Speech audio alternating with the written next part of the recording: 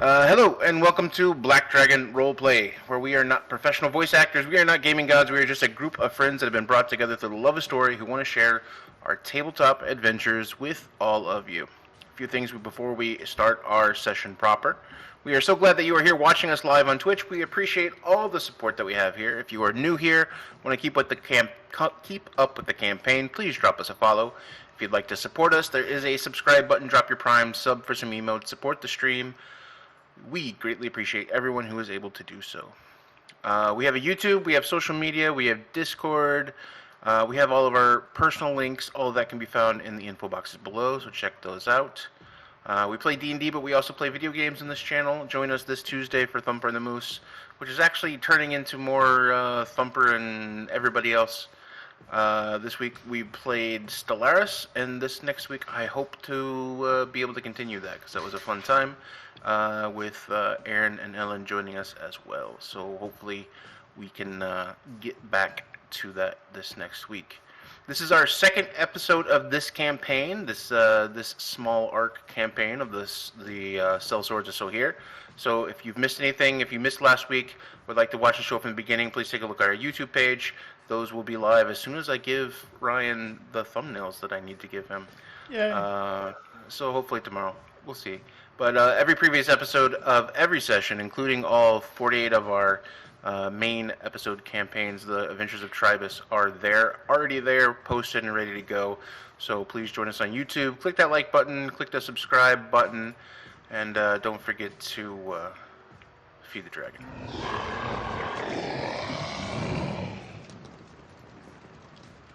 Let's get into the action tonight. From our recap from last week. Our first session, our first episode with the Sellswords of Sohir. We were introduced to our new characters who quickly were pulled into a battle with each other for a gauntlet challenge, a test of strength and skill to see who would inflict more damage upon each other in a friendly but pull no punches sort of a way. While the troops battled it out on the second floor of the big house, the headquarters of the Sellswords, Iron Jack, the de facto boss of the troop, took interest in the visiting wizard, a white dragonborn wizard, fresh from the Celestial Library. The client's job is not an easy one. A town to the northeast has been taken over by Illithids, a mythically known but rare seen race that was banished from this plane over 1,000 years ago. The job of Sellswords, to make sure that it doesn't spread more than it already has at any cost. It is a dirty job, even for this group of sellswords. To aid in their defeat of the Illithids, the Wizard Weiss has informed them about a development of a ring, or a few rings, by an enchantment client of his, a fine jewelry store located in the Rise, called the Emerald Crown. The ring that he had helped develop would be a perfect tool in fighting back against the Illithids. So after giving this information, Weiss has left his chosen hand of Keelan. Well, I can't even get the names right here.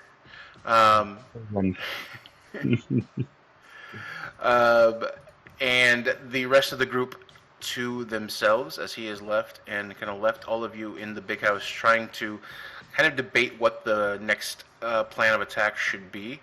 What are you guys doing?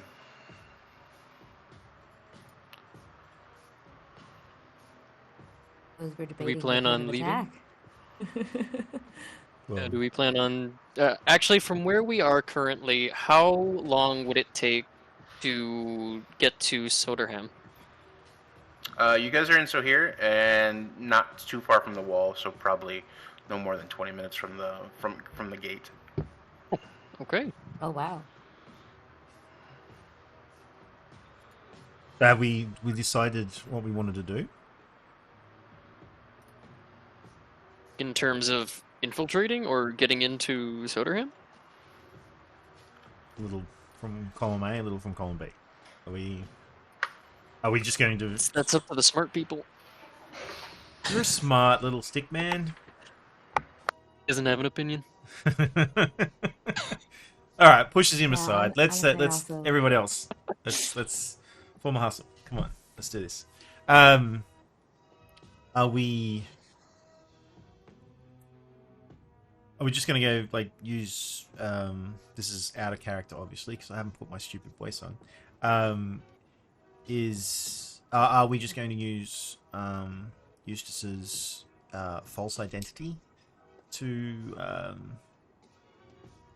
go into Sohir?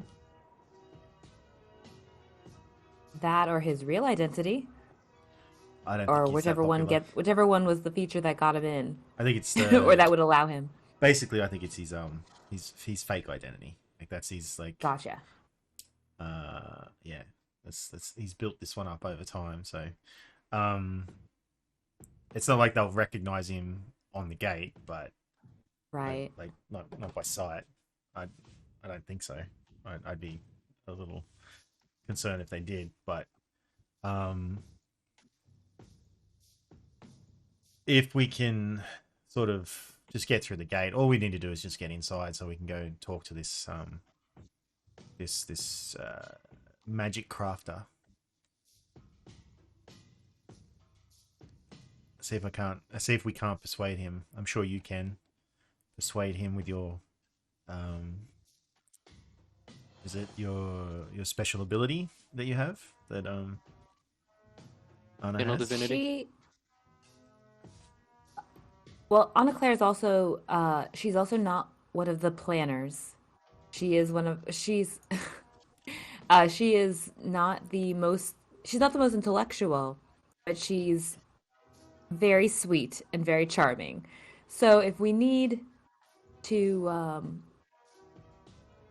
she generally gets some of this from what some people may view as a quirk, her very I don't like the word zealotry. It tends to have negative connotation, but something along those lines. But she could be additionally charismatic and sweet. Yes, she could.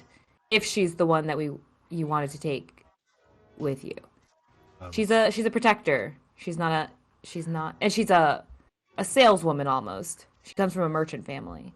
So she knows kind of how to deal with people. But she's not a planner. She's a behind the scenes. Wouldn't we all just go? Like, if we that was going to be my question. How many of us are actually going to go in? Right. I thought only one could sort of viably go with Eustace. Then again, I thought anybody could just wander into Sohir, so my bad. No, at this point, there is technically, you guys all would know that there is a day of the year, the beginning of the. There is a day when the gates open, and there are commoners allowed into certain areas of Sohir, but for the rest of the year, there are only nobles that are allowed in. And Eustace, you would know, you would know that you would be allowed, and probably one other you could pass as a bodyguard that would be able to be covered under your guys and your connection points. Okay. Other than that, it would be very difficult to come up with a reason why more than one would be needed. Okay. And I suppose Ellen's not here, so we can't really speak on his behalf. Whether he'd be able to slip through the gate as well. He can. I discussed this with him before the stream. He can do it, but magically. So that's kind of out of the cards. So basically, just Eustace and somebody else will be going in. Is that what we're saying?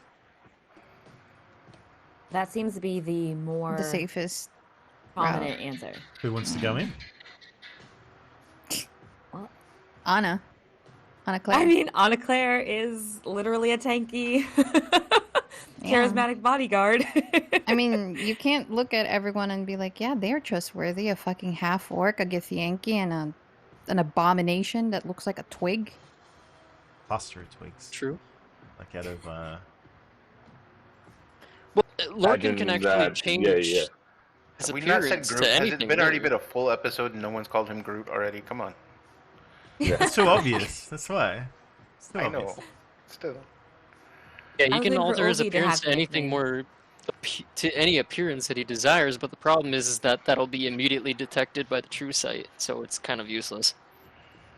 Well, it Yeah, wouldn't be a matter so much of, I mean, unless they actually found you to be an offensive type of creature, then I don't see the issue with him just saying, this is to not be distasteful to the nobles inside, but I'm not doing this as a harmful kind of thing. I don't know if they would buy that. Yeah, I'm just trying to get into the mindset that like this is a couple of months, if not a year, after the events of like beginning session 0 with myself and Yumi, so security is probably heightened ever since the Shadow Queen has been kind of a threat. So having a full-blooded Fae running around might not be. Yeah. yeah. So we just let the more charismatic people in. I think that's the safest route, Yeah. honestly. What do the others do? And I'm thinking, I imagine they've never seen a Gith. No one in Tribus, in Alma, anywhere has probably really seen a Gith Yankee. So Galen probably stands out Yeah. to boot. Yeah. So us delinquents will be staying and drinking some mead. You, goody two shoes, can go on ahead. Goody two shoes. Please say that again, but in Olvi's voice, so we make it official. You and the little chicken nugget, you guys can go ahead. We're gonna stay right here. Well, you wish you were a chicken nugget, but you don't look like a delectable meal if I was to be honest. I'd eat meat. I know you would.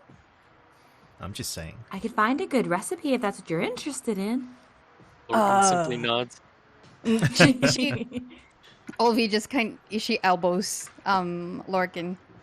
Yeah, you guys go ahead. I think you guys are more built for this stuff, Okay. Well, if that's the general consensus, if we just a quick question: if something were to go horribly wrong, would we still be able to cast spells inside Sodahem? Yes, from your knowledge, yes. Magic is not possible. Hampered in any way, but it is discouraged. Okay. I am just saying because I think I have like a teleport spell. I just got to double check. Just in case I'm like, whoop, let's go. We're going. Nah, you guys will be fine. Which actually, let me double check my spells. I think I've got a teleport spell. I just need a backup. Just a backup. Yeah. I have, the best I can do is calm emotions and hold person. I have no actual attack spells. I don't have transportation spells. I can also pop us into a resilient sphere. And we could just hamster ball our way out. I take that back. That'll work. I take that back. Awesome. I don't have teleport. That was the character. That was Dante's replacement character that I was making. That has teleport. Oh my god. Yes. Anyway, Maximilian powers too. Yeah. See, I'm pretty sure Max is like a secret wizard. So. Max with 3 attacks. Yeah. Yeah. That's his nickname. Okay. All right. So that's okay. We're just going to talk to this wizard, the magic item crafter, just to see if we can borrow the items. Yeah, I think, and Anna Claire would say that honesty would make the best policy. Always the best policy. And he just sort of like, you can see him like just ruffle around with some thieves' tools, like these little implements, these little tools on his pouch. He just sort of pulls them out just to check them to make sure they're all there. His glove, he's got a couple of little ones under his glove as well. He's just making sure. Always the best policy, honesty. Yes. As Anna Claire is quickly making the sign of the Allfather. We'll be fine. The Allfather will protect us, and everything will be great. I'm sure they'd be quite open to helping us if they knew and they understood that the issue was illithids. Of course. Then perfect. I think discretion is going to be the better part of valor in this instance. Of course. He says It the is exact same probably thing Maybe twice. last best not result. to inform them of the He's just Most agreeing. are probably unaware of illithids on your plane, in your world. Nice. That even informing this man of the illithids, he may not know of them, or if he does, he may be one of them. Oh, well, wouldn't that be a fun way to test? Oh, I'll keep that in my back I pocket. still find it very convenient that they're making these items when this is happening at, Precisely. yes, Bloomer Springs, so it's Oh. a little too convenient for me. So we may have to. How would We may have to kill them. question I have. Yes. Well, one question I have: how will we know if you've been successful or not?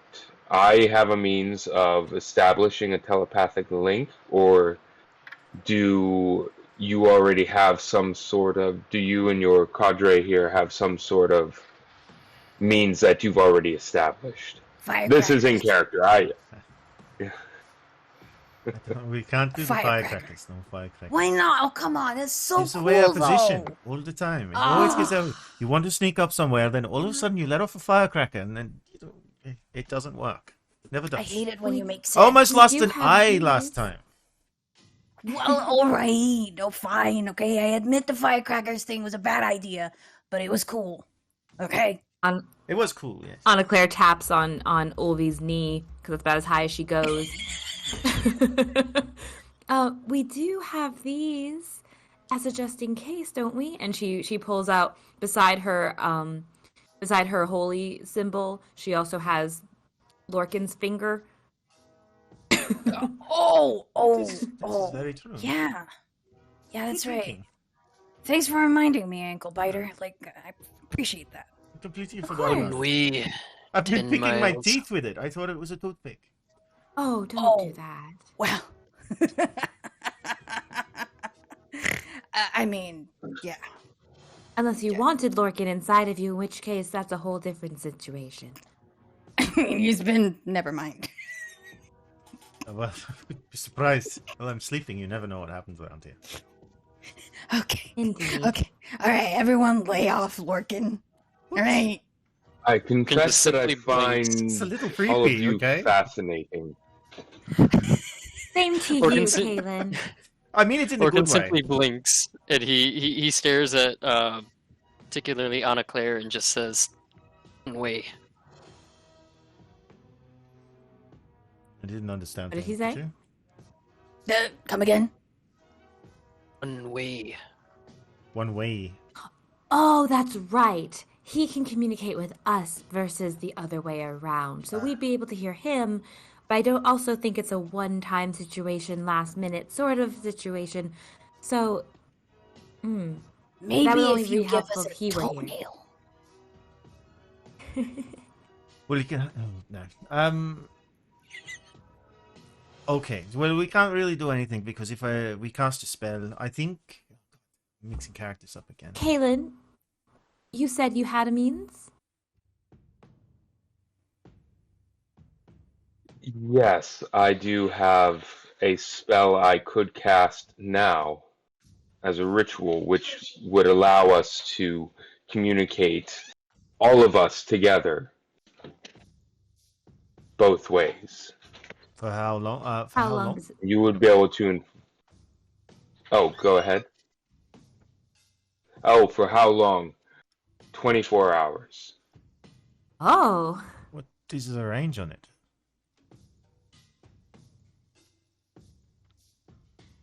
The range would be your entire plane, Oh, your world. It's, you are fascinating, Kaylin.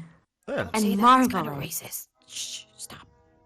What? I don't think you know what fascinating means. Hey, what? Why are you guys so mean? It's usually I'm me just- who's being stupid. I'm just. Anyway, that's actually a really good idea. Now, out of character, I do have to ask. This was one of those homebrewed spells I sent to you that, basically it's a boosted telepathic link. It's to everybody else. It's 2 levels higher than your standard telepathic link. Now, the only question to you, Brad, would be, I did establish that it required a material component of a spell focus worth at least 5,000 gold pieces. Jiminy Is it Crickets. safe to say that I have that my spell focus is worth that I've basically obtained a spell focus for himself, because that's what he uses primarily to cast his spells, other than those other spells that require material components. Yeah, you are warrior wizard, so you'd be set with all that. Okay. You'd be ready Okay. I just wanted to clarify. Just Oh. wanted to make sure that was okay. Now, it will take about 10 minutes for me to cast the backing character. It will take me about 10 minutes to cast the spell, but I could do it now. And then we will have 24 hours to communicate back and forth with one another across your entire world. And we can do another gauntlet in the meantime. No, Now- no. We still haven't recovered from the other one. Oh, but it was so fun. Oh, was quite a lot of so fun. fun. I'm pretty You sure know, I it- won, but we What I'll I use heard, this. what I heard, you cheated. there's no rules in this thing. Lorcan just won, simply by the knows his way? names. No one. We all won. We're I friends. did. I won. Shut up. Eustace won. He cheated. I won, but I believe everybody should get part of the reward. Exactly. There you go. Are you happy now? I'm very happy. There we go. I'll take her to mead, maybe. You see Iron Jack take a side pouch, it's a full pouch, and toss it to Eustace with 100 gold in it. All right. How do we divide this up? How many of them are we? There's Look, 5 of us. I'll just hold it, and we just use it as party funds. And half help of us that. inside of Sodderham. Well, that too. Ah. That too. Fine, you can have it. And he throws it. Does he throw it to? Olvi. Just throws it to Olvi. You take it. It's fine. You She clumsily. just catches distribute it amongst everybody then. But Kaylin, Weiss was saying there was some other object that you guys were in need of. Yes, there is one of our other contacts in Silt, I believe you call it. He has these, how do I put it? The tuning forks that are which are the material components for a particular spell that I could use to help us defeat the Black Hive. Now, I will warn you, we do know that this individual is what is known as a divergent mind flayer, a divergent illithid. It means that his will is strong enough that he hasn't undergone ceremorphosis yet, and it does appear that when last I spoke with him, he has been able to remain a contributing member of society, your society. So who was this? Do you have a name? This is an emergent of magical items in Silk. do you have a name?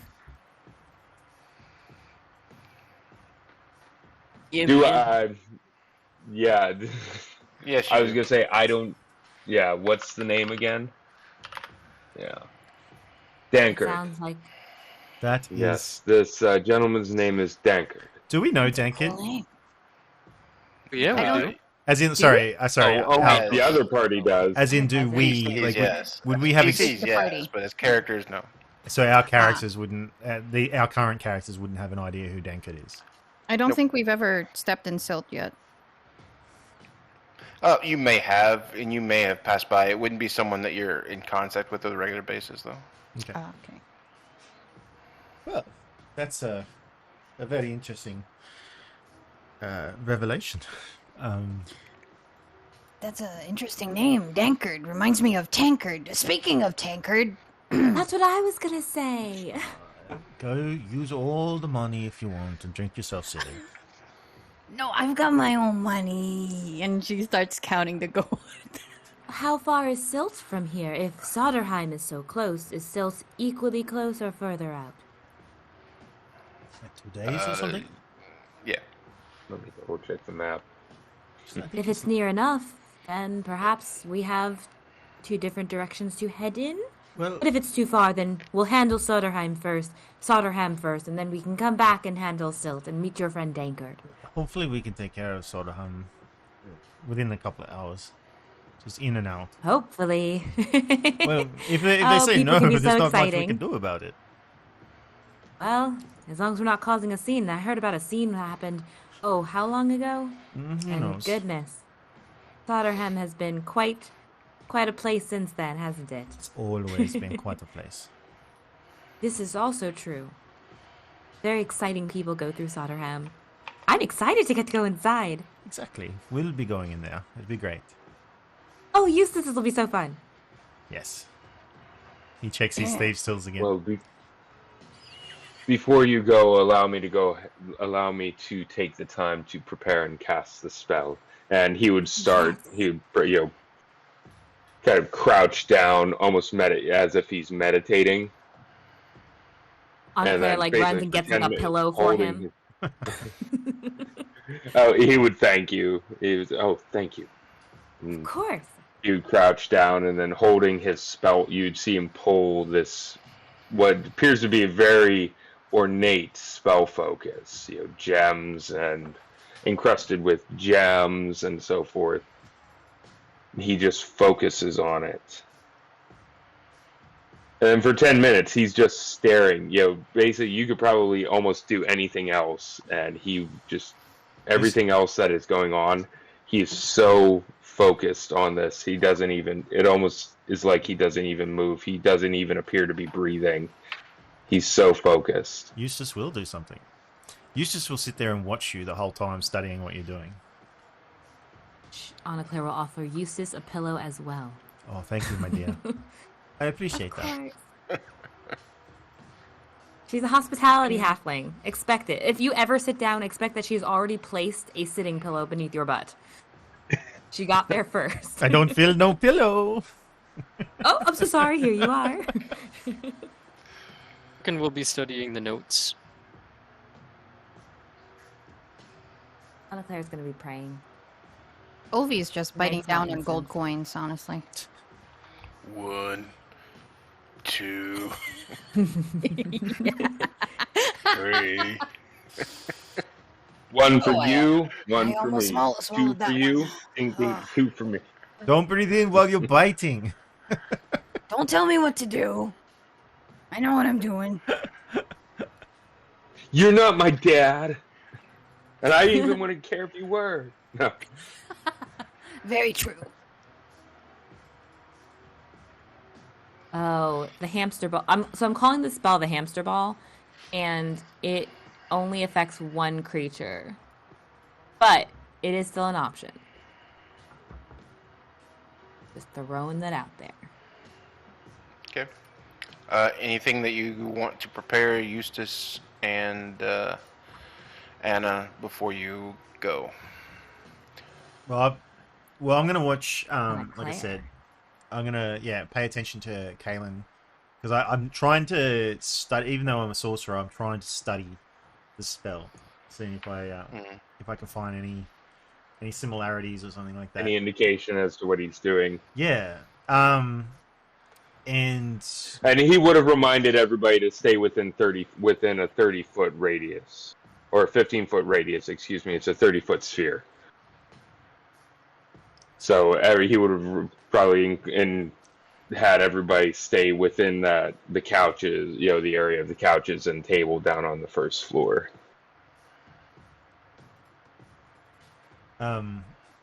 after the spell is cast, Eustace will go and start getting his costume or like his outfit ready. get changed. And stuff. I yeah. imagine as the spell is coming to completion, as he's finishing the ritual,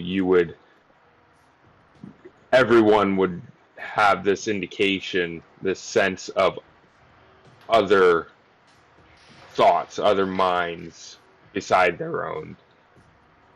This is quite an experience, I must say. Thank you very much. Oh, Kalen, just to test it, make sure that being his astute self, would just nod and meant telepathically say, "You're very welcome." wow. And Oh. everyone would hear that. Well, here's a question. You guys now Um, group chat. Awesome. Yep. Yeah. We all have a Discord in our heads. It's like Inception. We've got Voice group chat is on at all times. Group chat within group chat. Getting The very thing meta is, today. though, the thing is, though, I just realized, if we enter Sotterham with a spell cast upon us, will that not be detected? Well, Or we're just gonna find out. One way to find Way out. to find out. He's Yeah. Awesome. we just have to be ready. If they ask what it is, I'll just say we're keeping in contact with a friend, and if they need us to end it, we can. Yep. We will. I'd Well, say that's at the not very offered least and- they'll be able to tell it's a divination spell. So at the very least they'd probably be able to tell that it's divination, and it doesn't. So it's nothing particularly destructive. But then again, Unless they they think we're might think spying. you're spies. Just say Right. it's just a location spell. Someone likes to keep tabs on us, just to make sure they know where we are. I A suppose. friend who cannot enter. Eustace's mother. Yes, okay. My There you mother. go. I was going to say the exact same thing, actually. Well, before we get to clarifications, My let's, mama, let's she let said. them infer and ask before we offer. Oh, of course. And then we can hopefully go about our business. Hopefully. Yeah, we just keep our mouths shut. We'll be fine.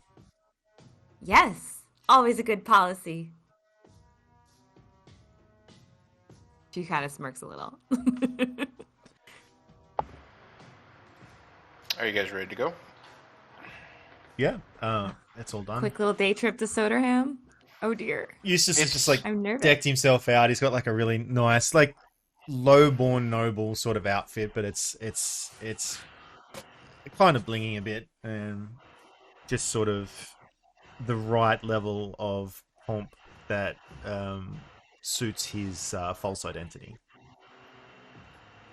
Anna Claire also has, as part of her gladiator background, she has a costume bag, a costume kit as well. So she makes sure she has a proper appearance of more well-to-do, probably something she might have worn if she were with her parents and they were meeting some important customer. But still, she has her armor, that clearly gives the impression of she's here to protect the guy she's with. Oh, also, I forgot. What's our boss's name? The half giant? Iron Jack. Iron Jack. Does Iron Jack, does he have any spare magical items, like, low level stuff like swords, some armor maybe that we have lying around that we can pretend that we're going to sell? Yeah, you would know that there's a supply closet that was there, and there's certain things that are certainly off limits because of their power, and they're claimed by certain individuals in the group, but most of the things there are just pickups from, defeated foes or something like that. You could go through and roll an investigation to find out what you could find. Okay. How'd we go? Did that work? Looked like it. That's a 24. 24. Yeah, you'd be able to find a couple of swords, a couple of like +1 magic swords. Probably, let's say 2 of them plus a nice shield that's like more of like a a little bit bigger than your normal shield that has a +1 on it. Basic magic items, nothing too special, but nothing, but something at least magical in nature. So you're telling the truth when you say that you have magical items to sell. Yeah. So so basically, his idea, and he'll say this like to Anna and everybody. So when we go, we are actually looking. Sorry, Anna Claire.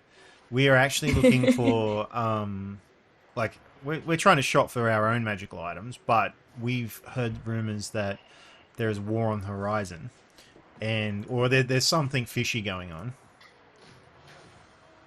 Something bleak. Yeah, so we've got like these handful of magical items, and we're trying to like basically palm them off, so some foppish noble will spend too much money on them, sort of thing, and make a little cash on our own. But we're also trying to look for other items that may be rare and expensive stuff, or just the unique. He's a bit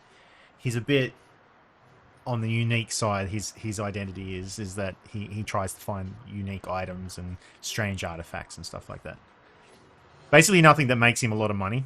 That's his thing. Like he gets the weirdest stuff that sometimes may or may not be magical, but he looks at it and goes yes, and he buys it for ridiculous amounts of money.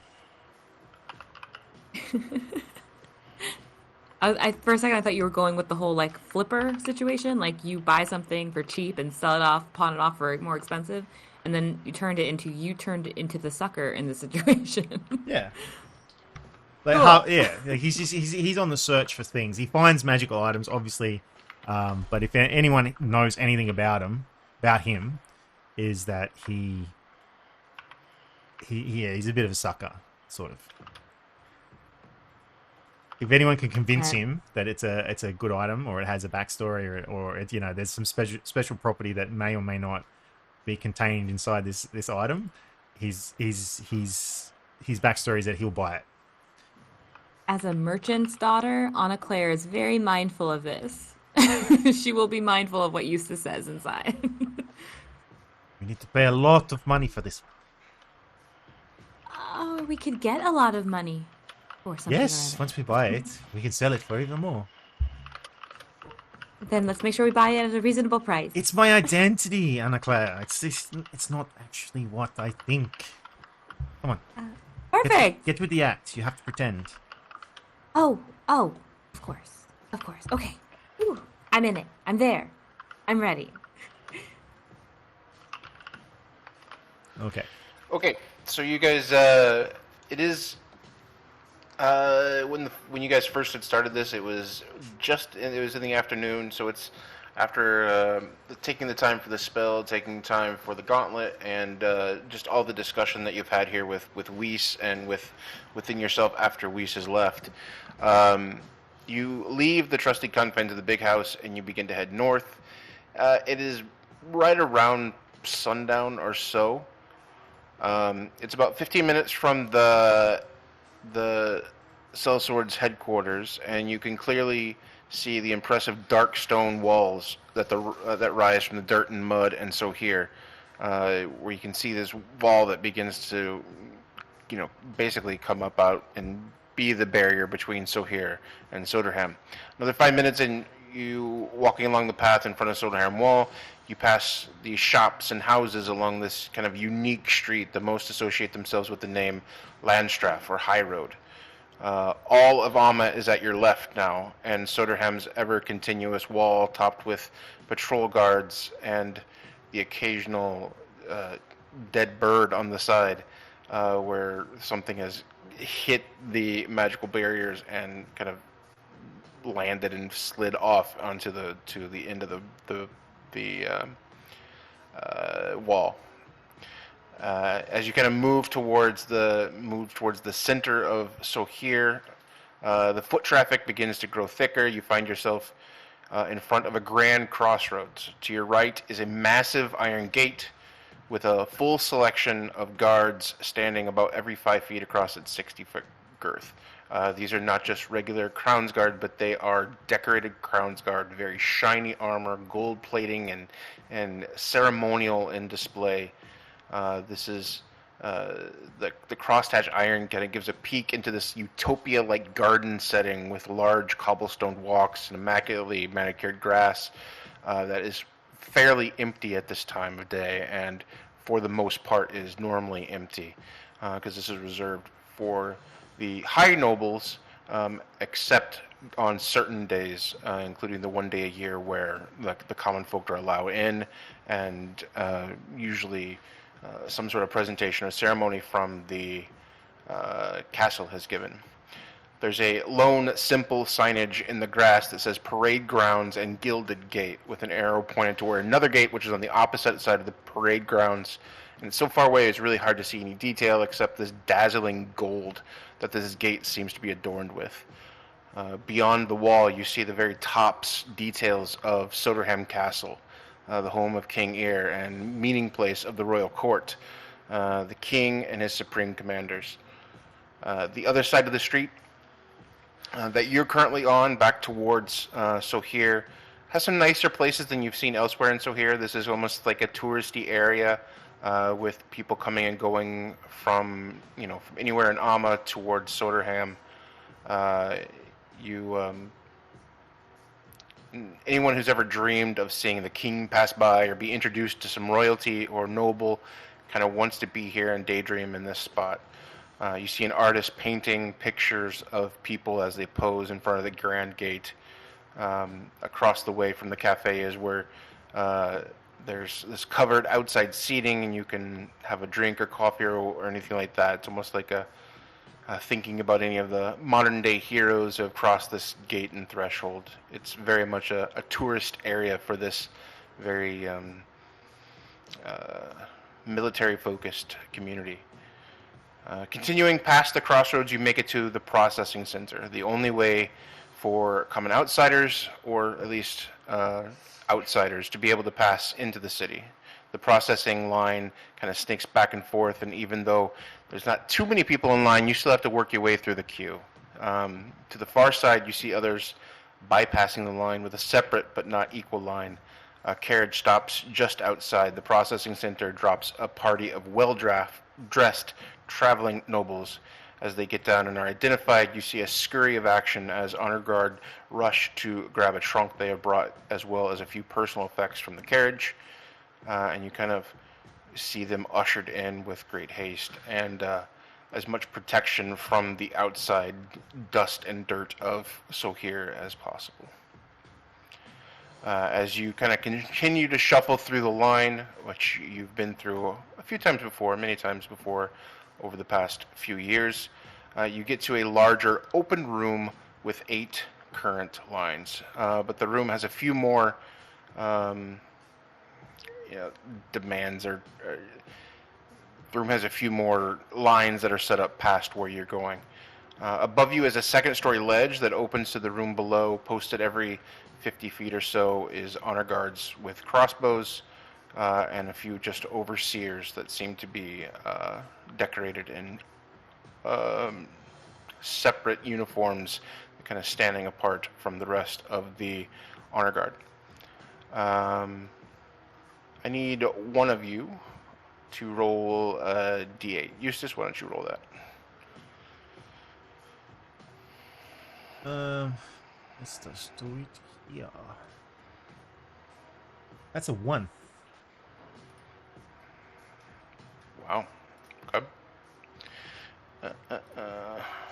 I would just like to note that in my bag of holding, I have actually left some items behind in Sohir, because I don't think they'll go down so well.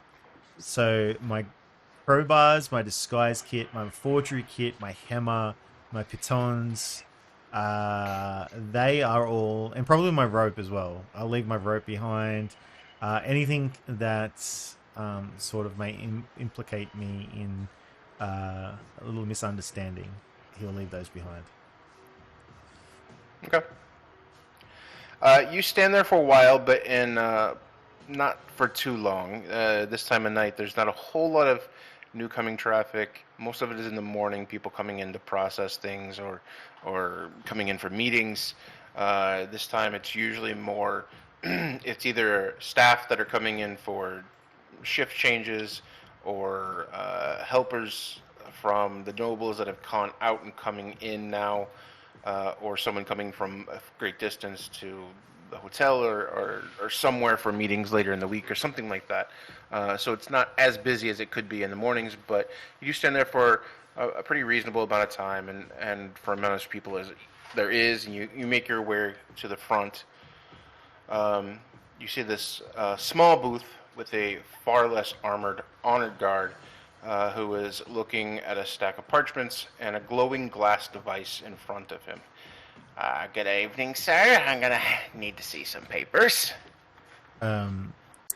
Rodham rustles through and pulls out of his bag of holding, because he still has that with him, a bunch of papers, and hands them over to the bureaucrat. Okay, thank you, Mr. Rodham. All right, this says that you are traveling to Soderham to steal from the rich and give to the... Oh my... No. sorry. You almost had me there. Just a bit of processing humor here. Give me just a sec. Are you two together? Of course, she's my bodyguard. Oh, okay. Typically, this kind of clearance would allow for just yourself, but give me just a second. And he begins fumbling with the glass in front of him, touching it a few times. He doesn't see. Yeah, go ahead. I was just going to say, Eustace sort of leans in and said, "She's also my body person, if you understand what I'm saying." I'm not sure I'm clear about that, sir. It's probably a good idea if you do not understand what I'm saying. Body, purse, okay. He's got a smile on his face. Okay, let me just continue. He's touching the glass a few times. What is your purpose here for this particular trip, there, Mr. Rodham? Why, merchandise, of course. And he'll literally just like upturn, if may I, and he'll upturn his bag of holding and upend it, like literally upend it, like inside out, so everything just falls out, including the magical items. I know you always have, sir. You always have a little bit of a problem when it comes to these things. Put those away. Look, and he points up to a few of the guards who are now catching your attention because you've just dumped all of this onto the ground. I am here to buy and sell magical items.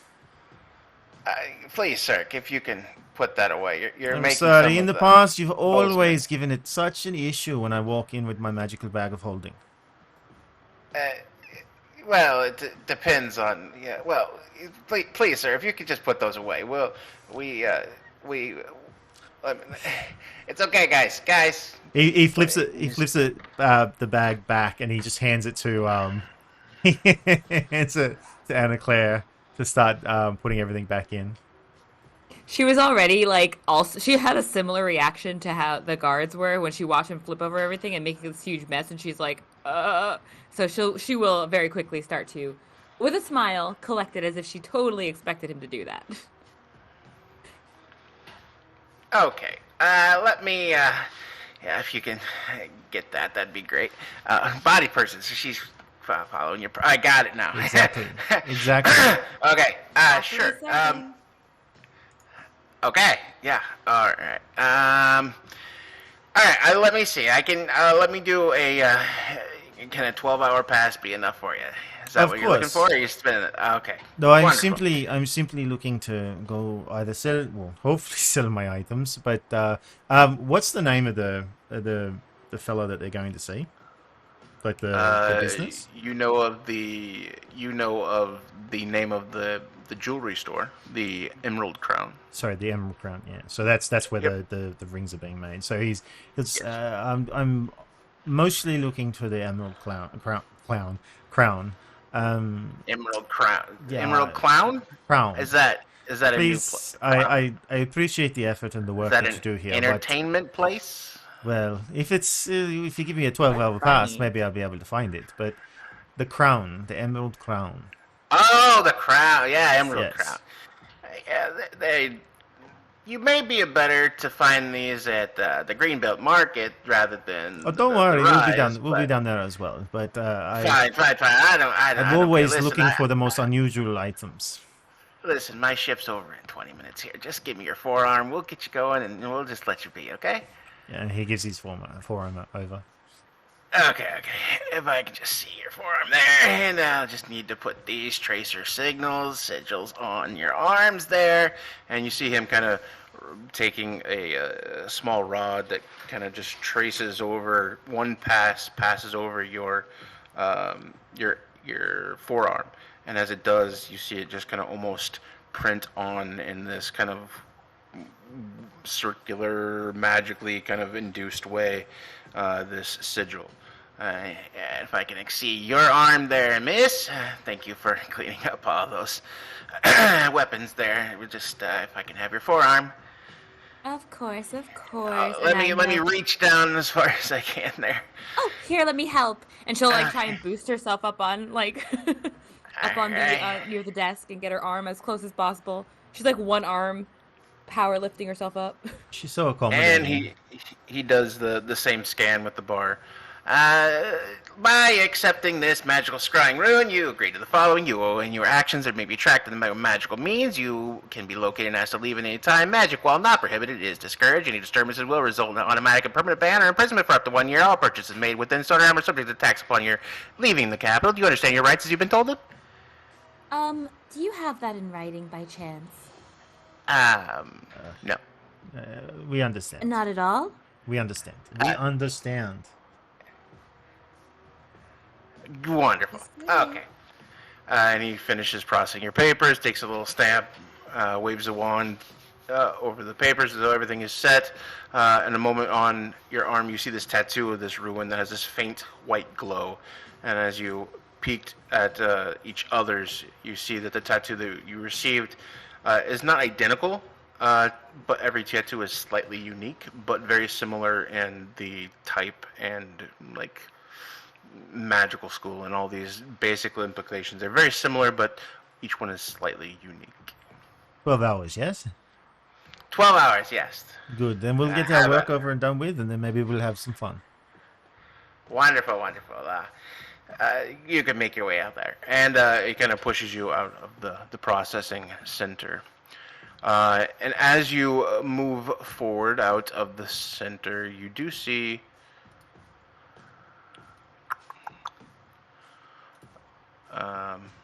a very large board that has Soderham, basically the map of Soderham written on there, giving you a basic outline of where you're at and everything that you could see here. You're let back. You're into the common area as it is.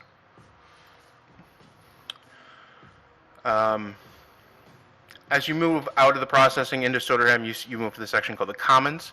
The Commons looks more like an artist's vision of a utopian city, or in current day, a theme park. Everything is clean and immaculate. Everything is maintained and sculpted, ready for presentation at all times. As you begin heading towards this other section, if you're heading towards the merchant quarter, you kind of pass through and you see people with bright smiles outfitted with brooms and dustbins, keeping the streets free of debris. The first area that you pass, you see the National Gallery and a few other of the buildings, like the All-Father Basilica is there. This National Gallery is this huge brutalist style campus of a building, most several stories tall, made up of a few large circle buildings, all kind of interconnected with almost an organic wave that turns and adjusts and connects each building to the next. The exterior is smooth and much lighter gray than common like cement, but each painted and well maintained, kind of this pigment that kind of more than just permanent cement. Between the sections of the buildings, you see manicured gardens, winding paths, areas for people to gather in small groups. at these these tables or grass areas with lawn chairs, with picturesque views of the rest of the city, or calm little nature nooks, depending on where you look.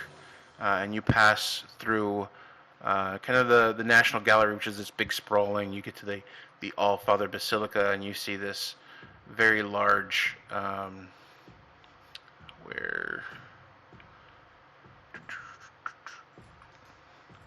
very large, almost cathedral-type building. Much more. Hold on one second.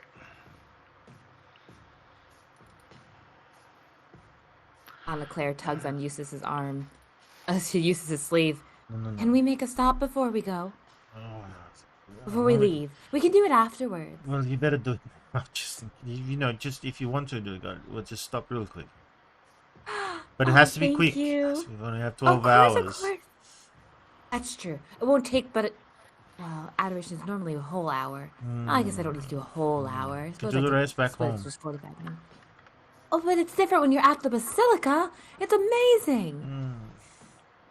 Okay. In the handouts is a picture of the cathedral. Very almost pyramid in nature, but more rounded at the base rather than four, distinct points, many points. Large stained glass at the top, at the large windows that are open. You definitely see the symbols of the All-Father, the lightning with the hand as well, and front and center, as well as on the top as a decoration on the main spire. Are you doing anything in the All-Father? Why does that scare me? His power is incredible. You don't need to be afraid of it, though. Just embrace it. Just He's go. protecting all of us. Come on. We have business. Oh! She Hurry scurries up. She just wants to see inside of it. Whereas the rest of the commons is kind of full of people going about their days and kind of enjoying the sights and generally enjoying themselves, there seems to be a different air about this place. Although it's still concrete in basic form, there's much more glass details, delicate details that give this place of worship a different feel. The largest detail seen from far off is that of the symbol. It's the large, iconic lightning bolt fist, several stories tall, that seems to hang in midair in front of this glass tower. Atop the tower are steeples that look from a distance almost like a crown adorning the top of this great building. Walk not exactly in a straight line towards the building, avoiding people and objects in your way, you notice that no matter what angle you look towards the building, the All-Father symbol is always centered. You never seem to see an edge or a side.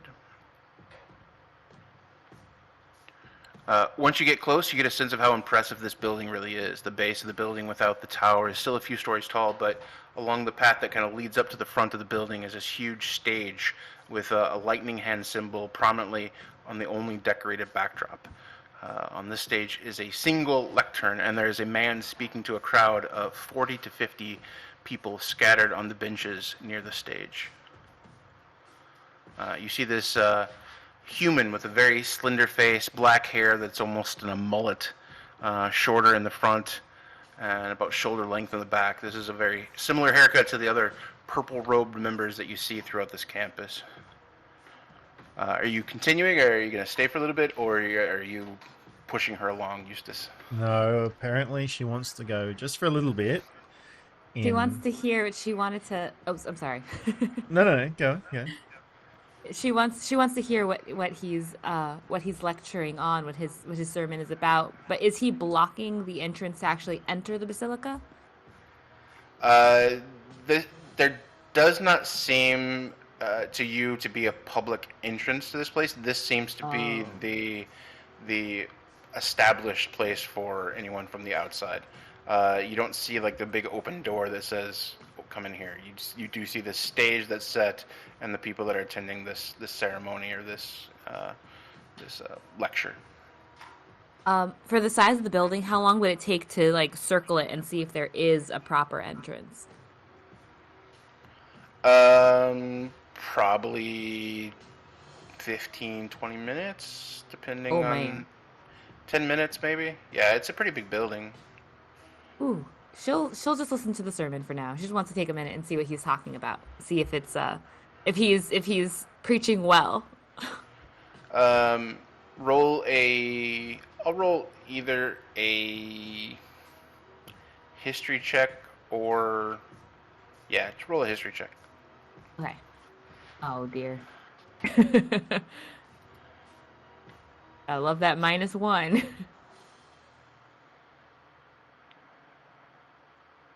16. 16. Okay, with a 16, I'll say that you do know once you get close enough and see this person's face, you do know, being a devout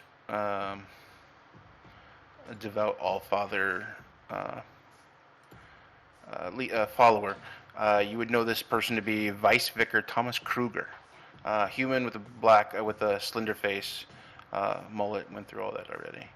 But you do hear him talking. You see, "Do not be downcast. The All-Father, the one who has guided us here, established and blessed King Ear with the abundance of days, whose gift so many talents, who helped establish these strong outer walls as a barrier of protection against all creature and foe. He will sustain us. He will continue to guide and bless our walk as long as we are vigilant against our enemies. May the All-Father sustain us as we come and go. Let us sing from the hymns." And you hear the music pick up almost out of nowhere from no actual source, but hear this almost chorus of melody that kind of flows through, and everyone kind of chants and sings the hymn. You look on for a moment and continue. Go ahead. I was gonna say she's gonna, at least for a few minutes, she's gonna sing along with them. Oh man, you hear Eustace behind you all of a sudden just tapping his foot. I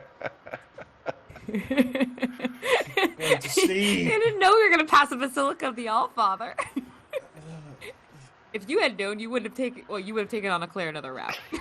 Yeah, I probably would. But she won't stay too long, especially being aware of Eustace with her and knowing that he is not yet as devout as she might be. Tugging on her shirt. She will.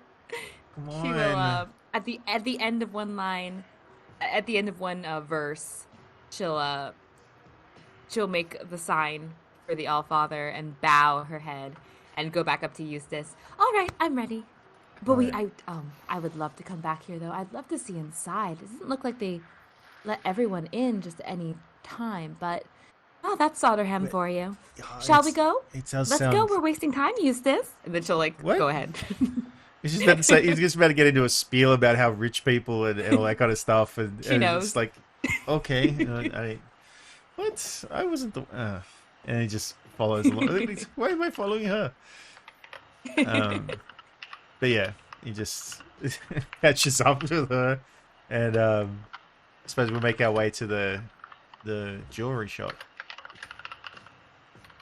I imagine at this point you would hear through your telepathically Kaylin's voice asking, "How goes everything? Were you able to get into Soderham?" Yes. This could be interesting. Yes. Oh, yes, this is true.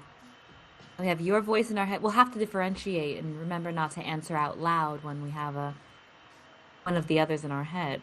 Well, I was thinking maybe that when we reply, perhaps the guards will come up and tap us on the shoulder. When you hear Kaylin's voice, it does sound distant in a way that it didn't when you were standing next to him. Almost turned down in volume. Let's save it. We're in. Let's save it until we really need it. That's the message he sent back to Kaylin and to everyone. It's like, let's save it until we really need it, and then let's move away from this area. You make your way between the rest of the way through basically the common area, passing the Othera Menagerie, which is this zoo area with tons of, not a lot of exposed places from where you are, but it is instead of one single building, it's a small batches of buildings that, and from some locations, the one closest, you can see different types of animals that are there. So these different animal groups that have been collected and are now in this menagerie, in this zoo within the commons. You pass that area into a gate, much less, there is a wall and a gate separating the merchant quarter from the commons. Much less security, it is more just a free floating gate, but it is a gate that can be sealed at times.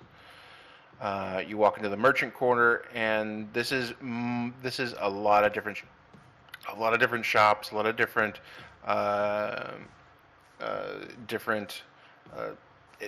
a lot of it has been closed because of the time.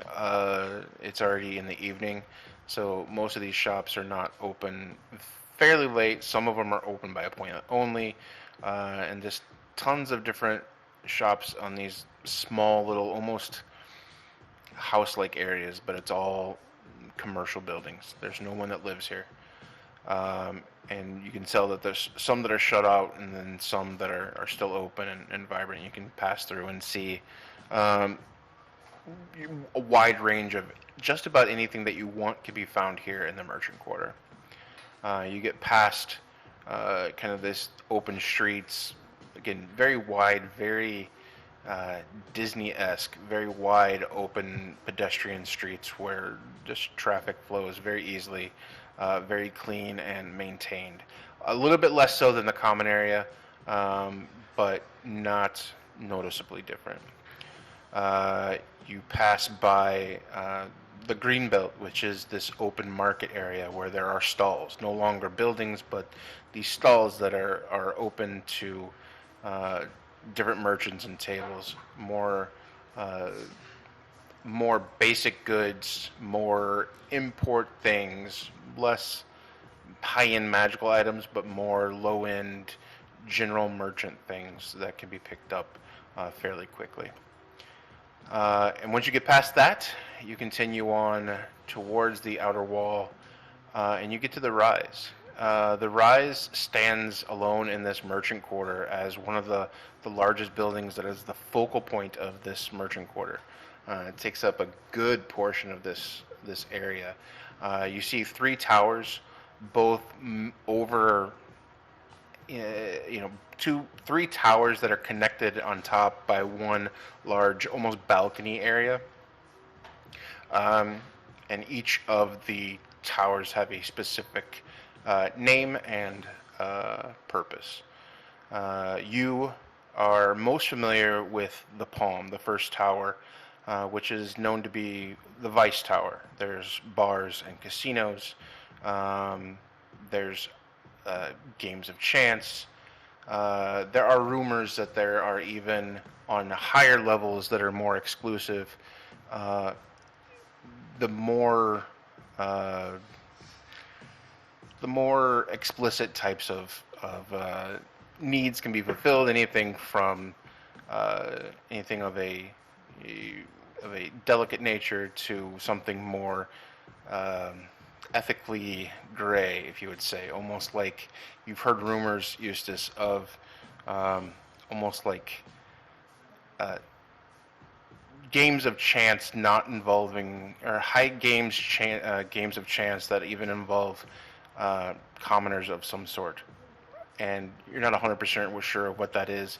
You've never been able to get access to those elite levels of the towers, but those are the types of things that you know exist or have heard rumors of in these places. I'm not exactly sure he wants to. Almost like a Squid Games version of in Amma. I'm so glad you went there. Yeah. Almost like but these are all, the higher the tower you get, the better, the more exclusive they are, the more protected they are, until you get to the balcony. and that is the balcony is restricted to very specific clientele, usually people in the royal court and very high nobles that have associations with them. Tower 2, the center tower, is the Rose, and this is the shop district. Multiple levels of shop after shop. Grand court in the middle with tons of different, almost, different merchant items, different, almost a continuation of the Greenbelt, but a much more higher end version of that. And a tower that connects, and each tower has its own district. So if you wanted high-end jewelry or high-end fashion, you would have different levels for each one of that. So fashion would be like floors 1 and 2, and jewelry is beyond 3 and 4, and it's all kind of segregated in that way. Tower 3 would be the Lily, and that would be basically the hotel, or the not tavern, but one big kind of inn, the biggest inn in all of Alma. This hotel, this place of luxury, and again, the higher in the tower you go, the more exclusive it is, the more expensive it is, the more you have to be connected to even be able to get a whiff of anything that is there. So what are you guys doing? We're going straight to the second tower where I'm assuming the jeweler is located. Mm-hmm. Yeah, we'll just go straight there. Okay. That would make sense. Anna Claire is, she's following, but she's peeking at, I don't know how much you see from the outside as far as just what goes on. But she has her eye on the Rose, just being more of a hospitality tower. Mm-hmm. And she just kind of has her mind churning a bit as she's looking at it, but she's following Eustace to the. Oh no, the Rose is the shopping one. She has her eye on the Lily. The Lily is the inn, and the Palm is kind of like the Vice Tower. Yeah. No, she's not at all looking at the Palm. She's not looking that direction at all. She doesn't want to know. She doesn't care to know. Maybe that's another trip for another day when everyone's here. But she's staring sidelong at the Lily, just thoughts churning curiosity. But she's following Eustace to the Rose. It's not as much fun as the Palm, but Eustace is focused because he's been there and he knows his limits. So yeah, there is definitely. Says, Go ahead. She says, well, I did get to stop at the Basilica. Maybe we'll have time to let you stop at the Palm. Maybe. I don't think you want to go to the Palm. I do not. I'll be back at the Basilica waiting for you. Perhaps we'll have a deal there. Oh, we have a few hours. Let's see how quickly we can knock this out. Let's get this over and done with. Agreed. So you make it to Tower 2. You make it through all of from the exterior. You don't see much detail. It is very much this kind of glitzy. It's already, the light is fading from the day, and you do see all these magical lights that are kind of lighting up this place and giving form to these kind of towers. Most of the glasses you can't really see into. It's all protected and kind of shiny and ritzy, and it very much looks like like your traditional Las Vegas kind of casino area that's all kind of processed together. Looks very nice. Looks very upscale, especially in this place. You make your way to Tower 2, which is the Rose.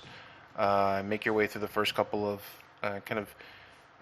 first main pathway into an area where there is a lift, magically kind of constructed. We're live. No. Yeah, damn it! I was hoping you'd say. It's kind of hoping I'd catch you there. No. Yeah. I see the big flame. All right.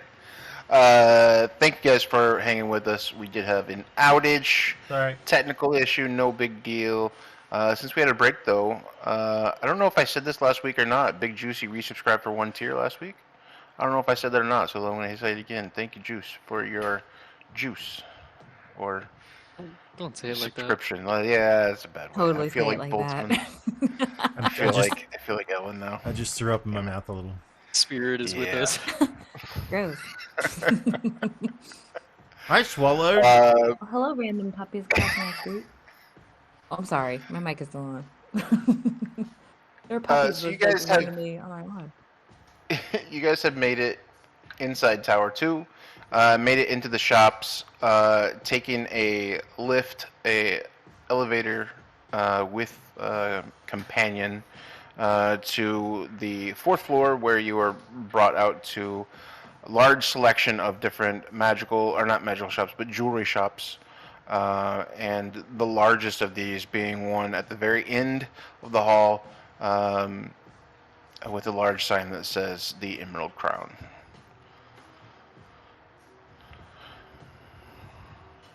You guys make your way inside. Yes, we You do. do? We So- certainly Okay. do. Sorry. Just I just got a message saying there could be hail and snow. So Snow. I'm Oh just dear.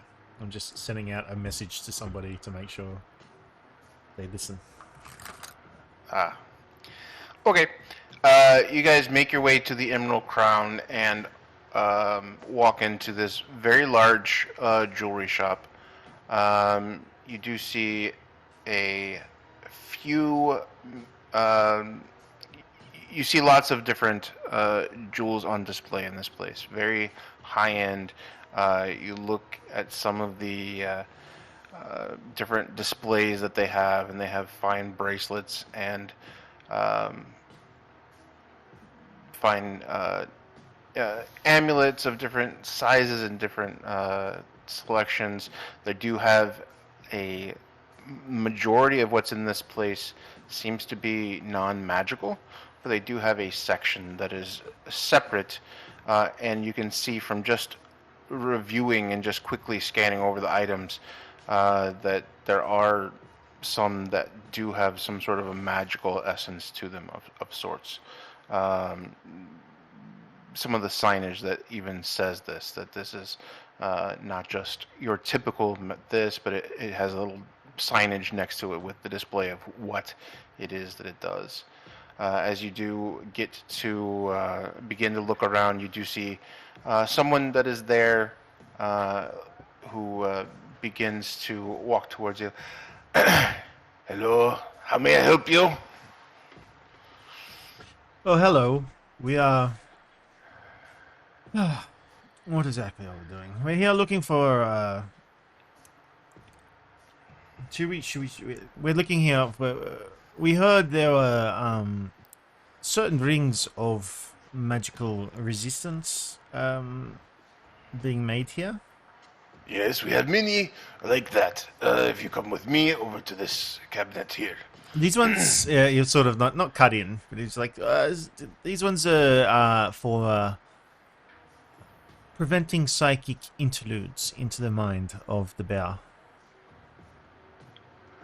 As he's walking towards a certain cabinet, he does, although he was paying attention to you, he doesn't stop moving towards the cabinet, but does quickly turn his head towards to you specifically, who's saying this. Psychic resistance? Well, yes, that is the rumor going around, and it is my prerogative to find unusual and very unique magical items. Unfortunately, those are very difficult items to be produced. I do not believe we have anything like that in this section. These here is That would be the funny thing, ring. that I have heard that they're already being made. They're actually being made here in this building, this very shop. Interesting. May I ask where you heard such information? Information has this way of being found when you listen hard enough. I have friends, or let's just say customers, who would really much prefer the use of these rings. They would like to be assured that their minds aren't being probed or something like that. I don't know. But you put your feelers out, you put your ear to the floor or whatever, and you hear these things. I will ask for a little more detail than what you are giving me. Well, these rings specifically help resist any attacks or intrusions into the mind.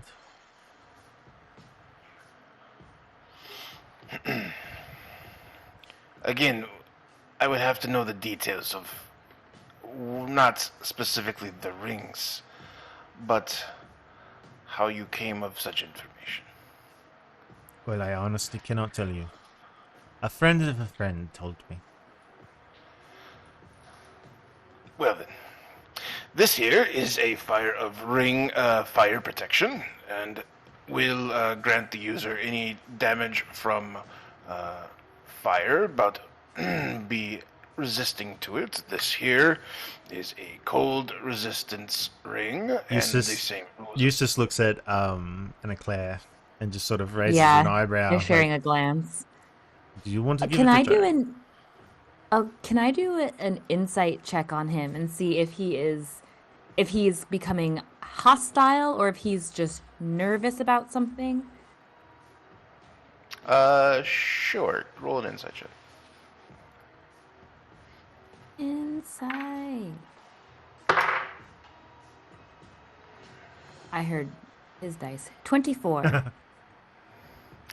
His dice did not roll as well as your dice. Fantastic. Yeah, you definitely see that he is. You definitely see that he is looking for certain information, and without knowing who he is talking to, what is he talking about, he just needs. There's no way for him to give the information because it is private information. You can tell that he is nervous about it, simply, most likely because of the nature of these, or some reason. You're not 100% sure exactly why he's nervous about it, but he definitely is nervous talking about these things. But more nervous than rather like he's becoming hostile, like it's like Yes. a secret heat. Okay. I just didn't want hostility. Okay. Yes, she Anna Claire shares a glance with Eustace. Being difficult is what you're saying. Is that what you're saying? Anna, you just look down at Anna Claire. Difficult? Yeah. That is a way to put it. Now, if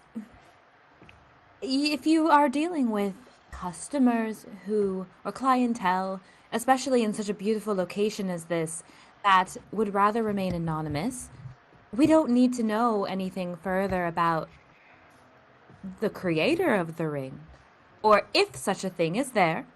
We are inquiring, but I think that if there was such a ring in creation, it would be phenomenally useful, and it certainly wouldn't come without a price, obviously.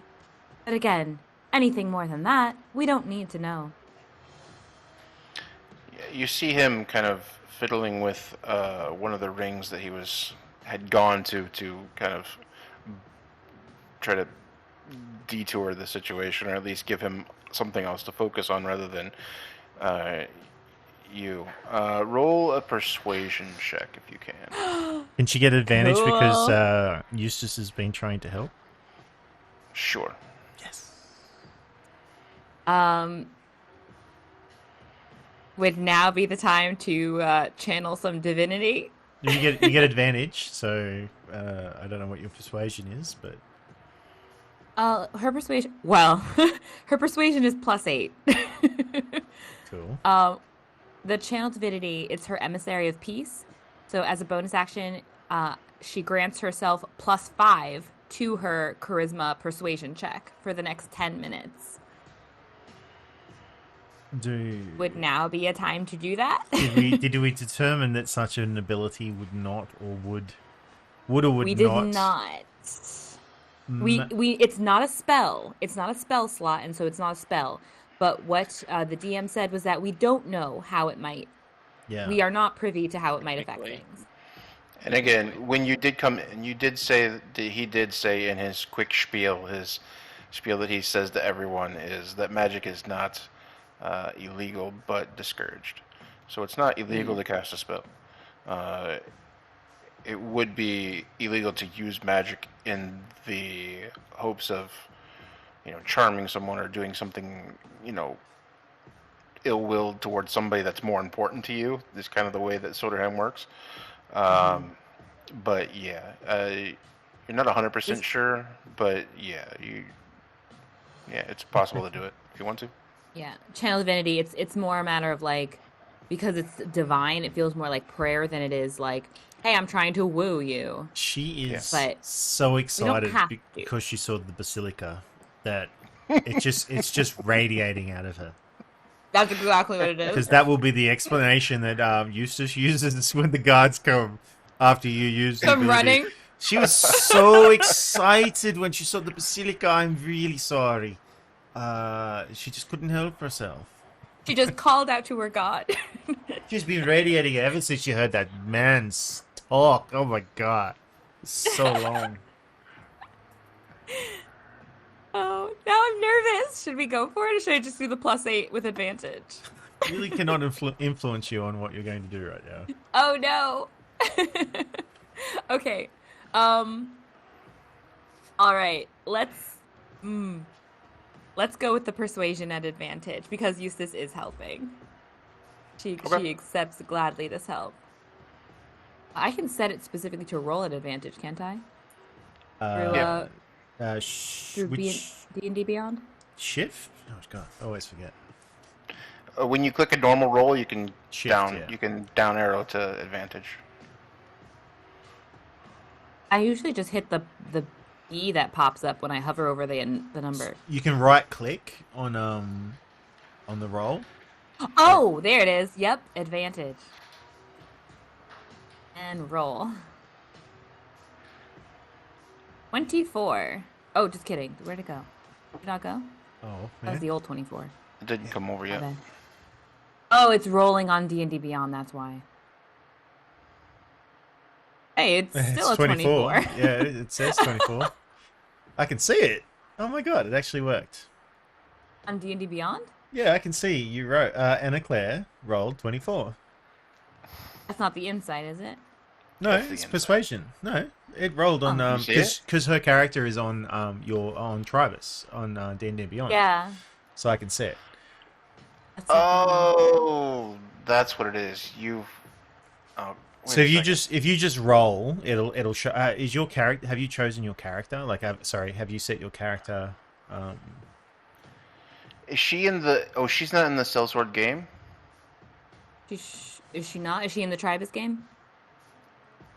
No, we're on the Tribus server. Not Tribus server. It's the Tribus campaign on D&D Beyond. That's where our characters are. Oh. So you But saw them there.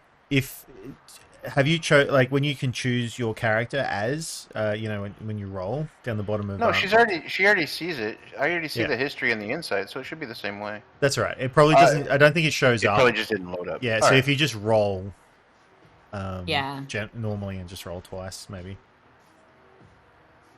I posted it in the I was gonna Discord. say I'm seeing it too in the game log Aha, that it did aha, roll okay. persuasion at 16 plus 8 and Okay. then 11 plus 8. 24. I'll take the 24. That's fine. Nobody trusts me. It's okay. I understand. Dante. I trust you because I did it. Okay. I'll take the 24.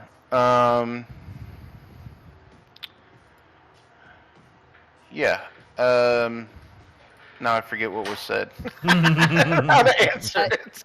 She was basically saying that they do not need to know anything about the person creating the ring, if it even exists, but if it does exist, they obviously wouldn't want it for free. They would obviously make it worth their while. If such ring were to exist, they would be dedicated or... Listen, there are certain people in this place that you do not mess with their things.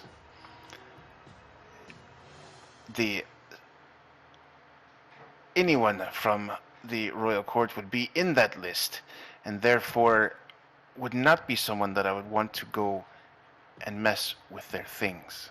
These things are created specifically for them, designed by myself and others at their behalf.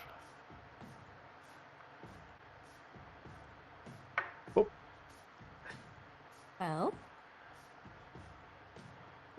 we also have no interest in interfering with the affairs of royals. We are very respectful of the crown, of course.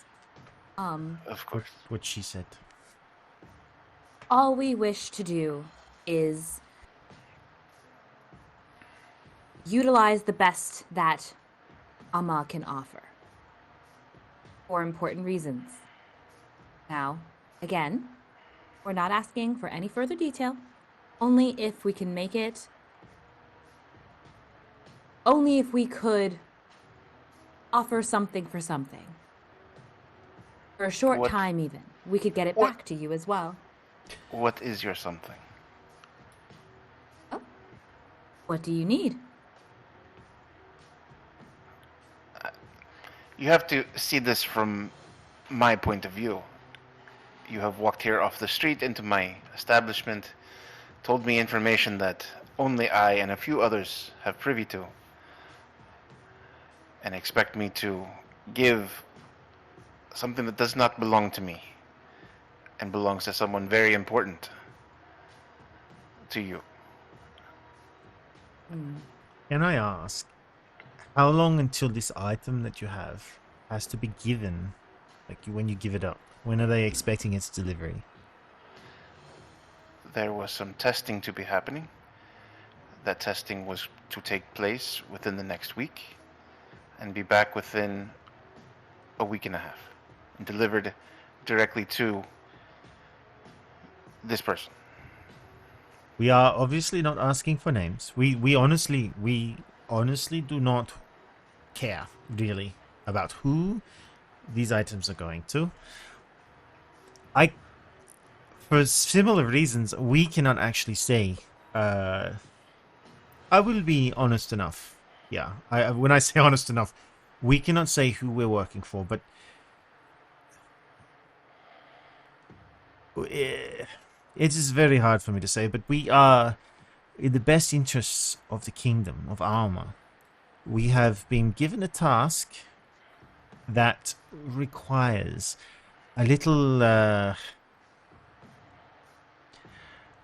putting our necks out there where certain people with the ability to mess with our heads could mean a great deal to a number of towns in Alma if we cannot protect ourselves.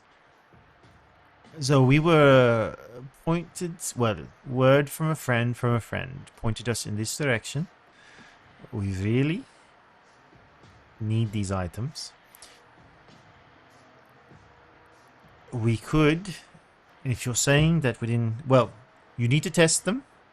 What better way than on the field? If we borrowed them, we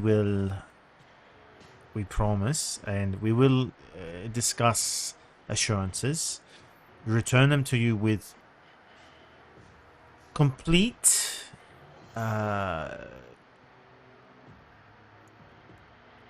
divulgence of their effectiveness. Because if they work, well, they will probably return. If they don't, then you could say the test did not work and you need a little bit more time to perfect it. I do have one question. Answer me honestly. Yes? He turns and goes to a desk that is kind of enclosed separated from the rest of the place, behind glass and a partial wall, and goes and sorts through some paperwork, brings it and pulls it forward, and you see almost like documentation for what this thing is, and on the requirements, on the scope of work. You see two things. He kind of turns the paper towards you, lays it on the counter in front of you. He says, shows two things very clearly: resistance to psychic damage, and it says advantage when fighting an abomination. He says, "Does this have something to do with your mission?" Points to the word abomination. They share a glance again. Yeah. Claire looks up at Eustace. Yeah. He shares the glance. He's just like, he like mentally shrugs. He's just like, yeah, that would be the case. Yes. It would not be inaccurate. Eustace, roll a persuasion check based on there. I would prefer a deception, but okay. I know I can't. Well, I can't do it. Yeah. I can't do it because I only have a natural perception. Do I get advantage because we're both doing this at the same time? I'll give you advantage. Yeah. Yay! Why specifically Eustace? I'm just curious. Because What? he's the last one that said it. 21. Ah. And you already have one pass from your 24.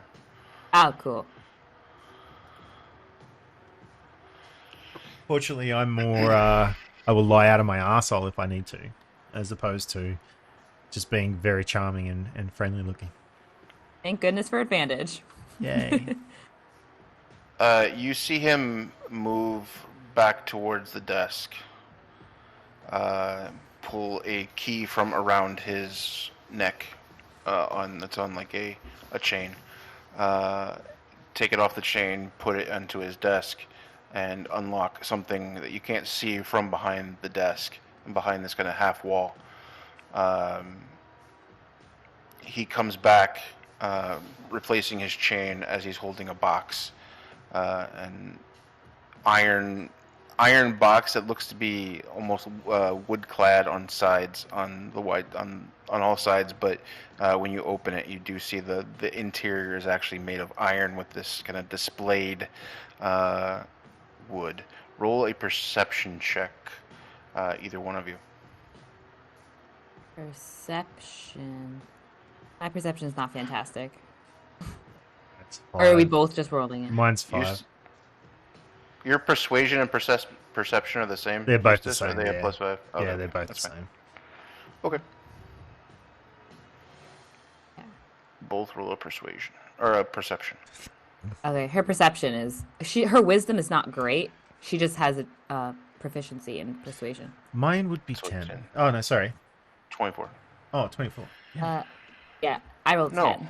that's your No, persuasion. My perception was 24. My persuasion was 21. Oh, okay. Sorry. Yeah. I see it now. I promise I I'll got it. read. I'm sorry, goddammit, Thumper, read. They're just so close to each other. P. It started with P. You do see a name that is etched on. You do not see a name. What you do see is a title. You see. Wait, on 24 you would see Supreme written on the wood. Supreme Commander of Military and Defense on the box. As he opens it up, and when he opens up this box, you see 3 rings. All 3 of them are antium silver, kind of chromish, glistening, kind of this metal, and all of them have pieces of broken jade that make up the band and the interior. That kind of wrap around the entire ring, but it's little slight pieces of jade that is inlaid in this antium. He picks one up.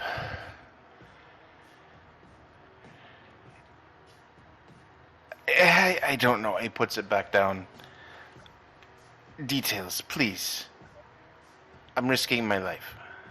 We are risking ours as well. Many lives. It looks like we have a common goal here. Especially as you show us that documentation. And she, like, her voice, she steps closer, not to the box, to him. And so that she can lower her voice as a show of understanding discretion. And she says, it sounds like, even without specific words, we understand a situation. We're on the same side here. I think we offer, as you said, a test. We'll do that dirty work for you. Allow us to make sure that whatever you provide is the best and it will be effective. Because more lives are at stake here than yours or ours. It's everyone's. Where we we only are wish to protect everyone. where we were going is not that far away, so we should be able to. If we survive, we will return the items. If we don't, like I said, you can say the testing went wrong. Cannot give these to you. He closes the box. He pushes it to the center of the counter. Now, if you please leave, I will be closing my shop shortly. He turns around and walks into his glassed office. Eustace just grabs the fucking things and just slips them straight into his bag of holding. He does not mind. He walks to his office, looks back at the counter, and walks into his desk and has a seat. And then we leave.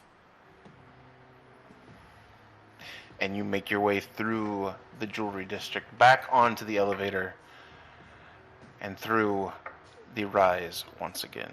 My little friend, anything else that you guys... We are leaving.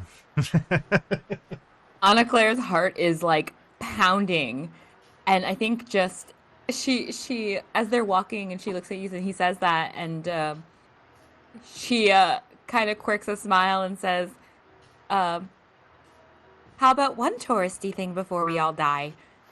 No, I'm joking. I'm joking. Let's go immediately. Thank you. I'm so glad you said that. We're leaving. Done. And she, oh, no, she'll wait. Never mind. I will drop. She will give themselves a mental pat on the back, though.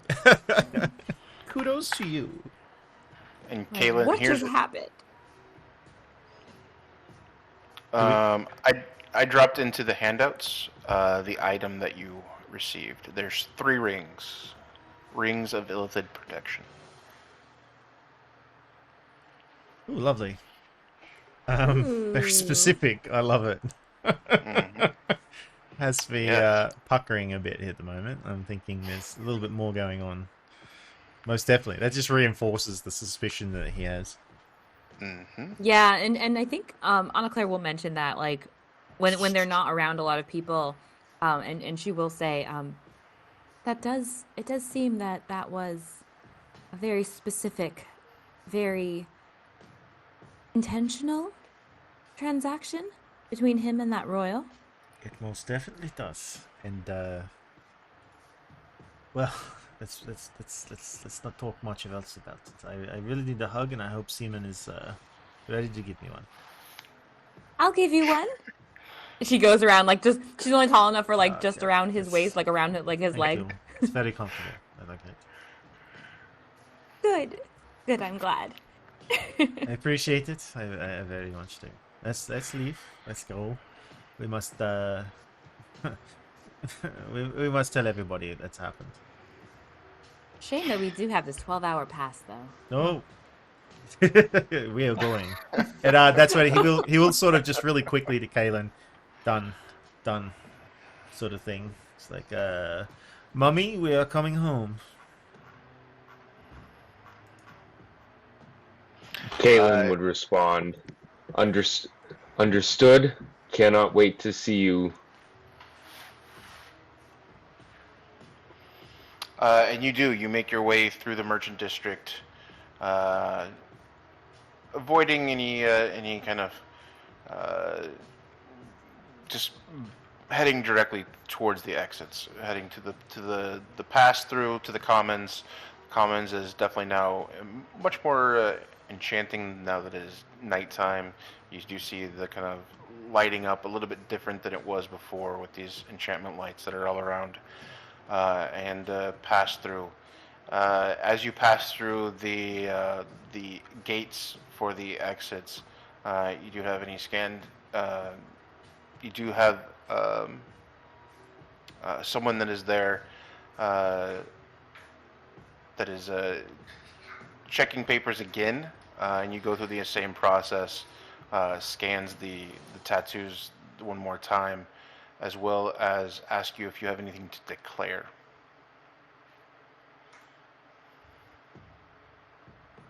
Anna Claire's just the bodyguard. Yeah. Well, what? Yeah, we picked up a couple of items, but your Do you have bills or receipt for those? no. And he'll drop the. He'll pull out the. He'll pull out. Sorry, wrong sheet. He'll pull out. Dump the bag. He'll dump the bag. Which it's not the same guy, is it? No, that's No, I was gonna say he'll say, "Would you like me to dump it?" No, he'll bust. Man, He'll bust I out. thought about having all of them be clones of the same. The same guy. It's kind of creepy. Like you're already making this. You're already making armor, the royalty of armor, creepy enough. I don't think you need clones of like bureaucrats running around. He pulls out. Assholes we got on this ship. Oh.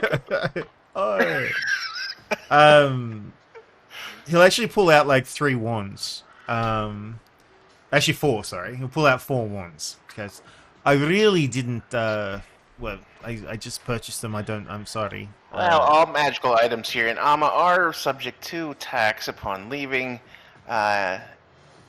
If you do not have a receipt, I would ask you to either go back. The shop's closed. I'm sure arrangements could be made. How much is the tax? Well, it would be hard to calculate unless, we had the actual, and I hate to hold you here to be able to find out, to kind of go back to the shop and ask exactly what you bought and where, and trying to calculate it from that matter, or, How much is it to make this go away? How much you got? You get 100 gold. I'm sure that'll be fine. You see him hold out his hand. There you go. 100 gold. Do I get a receipt? And that is right. No, 50 gold. Thank you very much for your concern. And he puts 50 gold into the cash register. Thank you very much for your... and you are now dismissed. You're a good man. I like you. Yes, very much so. And you are excused into the Sohir night. I took 100 gold off. Okay. I want my money. What? Oh, Anna Claire's she's trying very hard not to shake her head, but she basically just like takes Eustace's hand and as they're just like beelining it forward. Anna Claire, don't worry, it happens all the time. I never get fucking receipts for these stupid things. Eustace, I've known you long enough. It just never gets any easier somehow.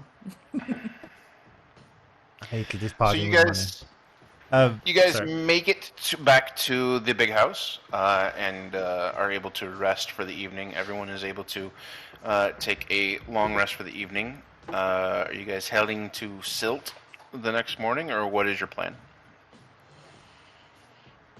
Depends on everybody else.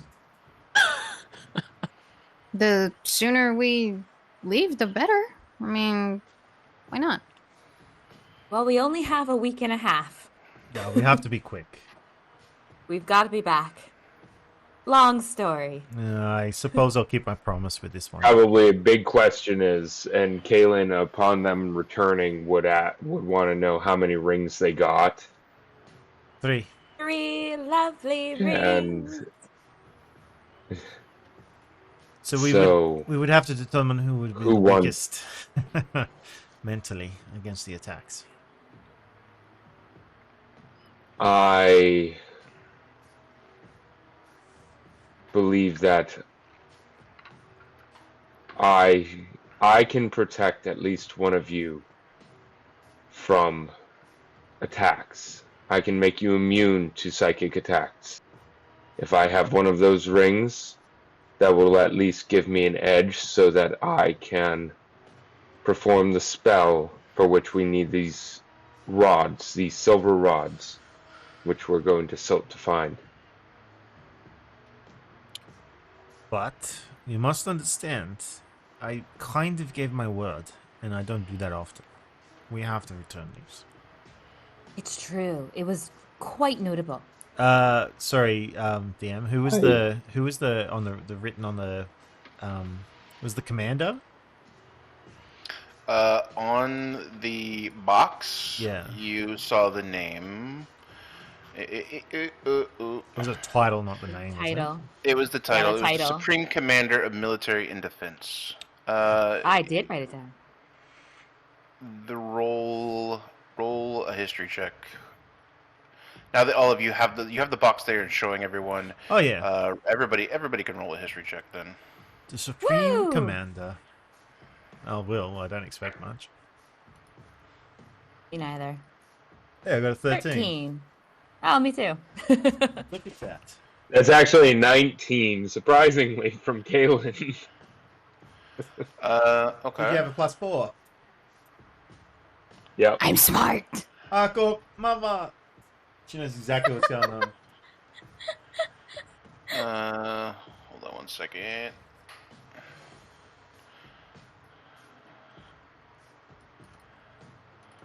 I'm trying to remember where I put that. Oh, here it is.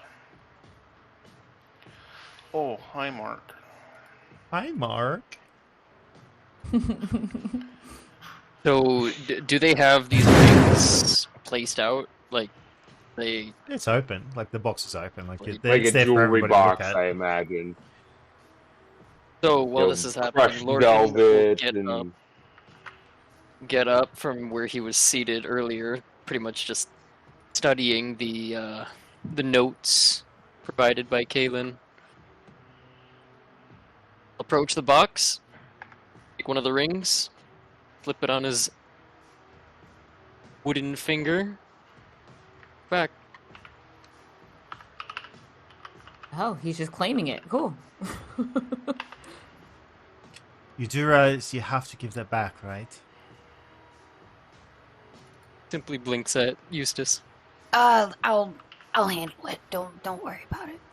I know you're pension for gold, but he has to give that back. There's there's an innocent life, and I say this, but there is an innocent life on the line here.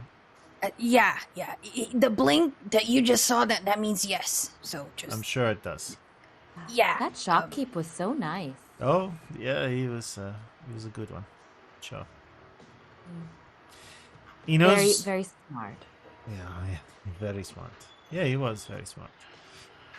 The name associated with the Supreme Commander would be Dolfo Schmite. Schmite. No for schmite.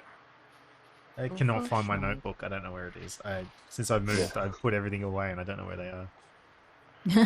Well, if Kaylin, if perchance, very much perchance that Kaylin happens to be the one to remember that, he would say it. He would share that. Dolfo You would primarily know that the Supreme Commander in military defense is the only answers to the king. He's one of the few Supreme Commander leaders. So there are many roles in the royal court. Anything from social affairs, the one that like the Tribus members had met as part of the Brotherhood of the Suns, and there's all these different, almost 12 different layers of this, or different titles. So the Supreme Commander of the Military Defense only answers not to the royal court, but answers to the king alone. All the other ones kind of answer to each other in the royal court. He stands alone and answers to the king. So if we Gotcha. Oh, wow. if we're trying to disseminate what's going on here, let's just assume he's getting one for himself, one for the king. Who else would be the next one? Roll an investigation on investigation. I'm actually pretty As you're good. kind of Meaning they know all of what's happening. 21. And Kalen has a 24 passive. Would he know just offhand? you do. Granted, see, you do Yeah, see on the sorry, go ahead. on the engraving on the inside of the ring. You see a DS, and then you see a AS, and you see a JS. These do. Yeah, you see them as you know they do not fit. One seems to be smaller in size. There's one larger that seems to be a male. There seems to be a smaller one, a little bit thinner, and one even thinner. Okay. hmm. So, well, Family. Like a family tree. maybe. Okay, maybe I benefit of the Husband, mother, doubt. and child. Benefit of the doubt. I do not like to think the second or this commander or whatever the hell he is knows something the king doesn't. He apparently answers only to the king. And I don't like to think that the king knows exactly what's going on. So I think maybe we focus on the mission at hand rather than speculate over what our king may or may not know. Okay. We may wind up getting hired by someone else for the next step of this process. Who knows? Kalen will push the box back to Eustace and say, "What if you said one innocent life is at stake? That's at least one innocent life. Well, I can shield myself from the Illithids. And the rest of you, 2 more of you, can protect yourselves.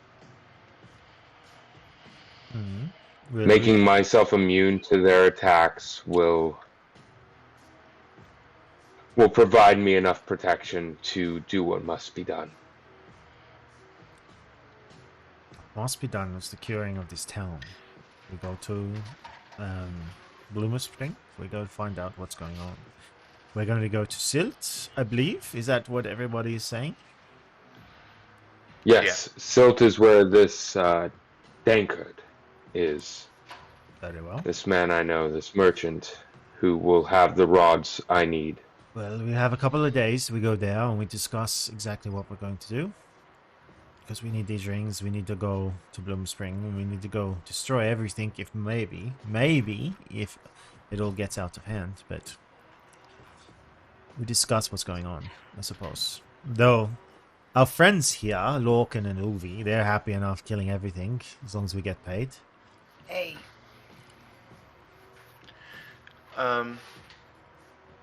You guys take the evening or discuss plans and all this, and I'll even let you guys do that, do that over the week. Actually, we'll have a couple of weeks break until the next time we touch up on this. But I do want to get to Silt, so you guys are able to discuss exactly what it's going to take, and whoever's going to attune to the rings can do so that evening. You guys take off the next morning. Iron Jack stays at the headquarters because he knows that you guys will have to pass by this way again to get to Bloomer Spring, because it's in the complete opposite way. So you take off. You do take it takes you a day and a half moving quickly to be able to get to Silt. Have no issues along the way. You get to Silt. Silt is a beautiful seaside town with a large port area. Unlike Soderham, there's not the same level of protection seen. No huge walls or no dividing the city or citadels. No real big castle in the middle. There are Crown's Guard, but not nearly the same numbers as Soderham or Sohir. As you kind of walk through the city, you can definitely see this as a coastal town. The large compounds are set up kind of closer to the beach, each with their own docks, with competing boat sizes.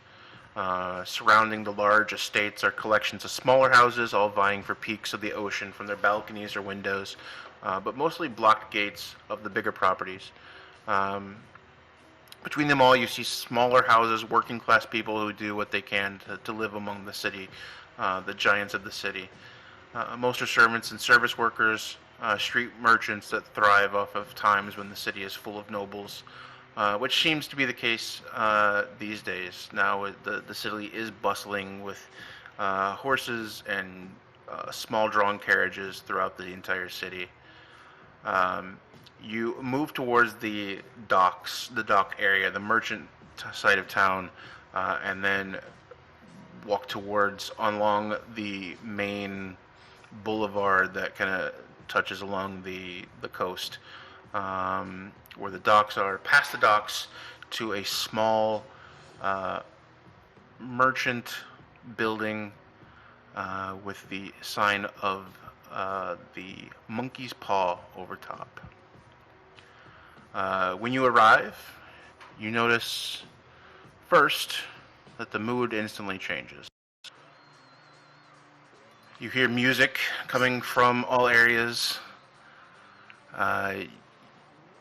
You notice the sweet smell and the sweet, dense smoke that kind of is kind of seeped into every possible space of this small building that houses all these this merchants, all the trinkets and different magical items that he has for sale there.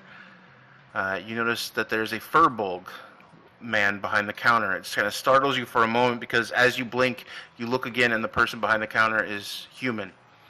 Again, long, thick beard, hair is long, tied up with multiple braids just to kind of keep it out of his face.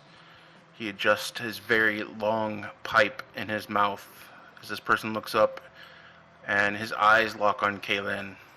Hey man, I'm good, bro. You were just here a few months ago, and I said I was clean, man.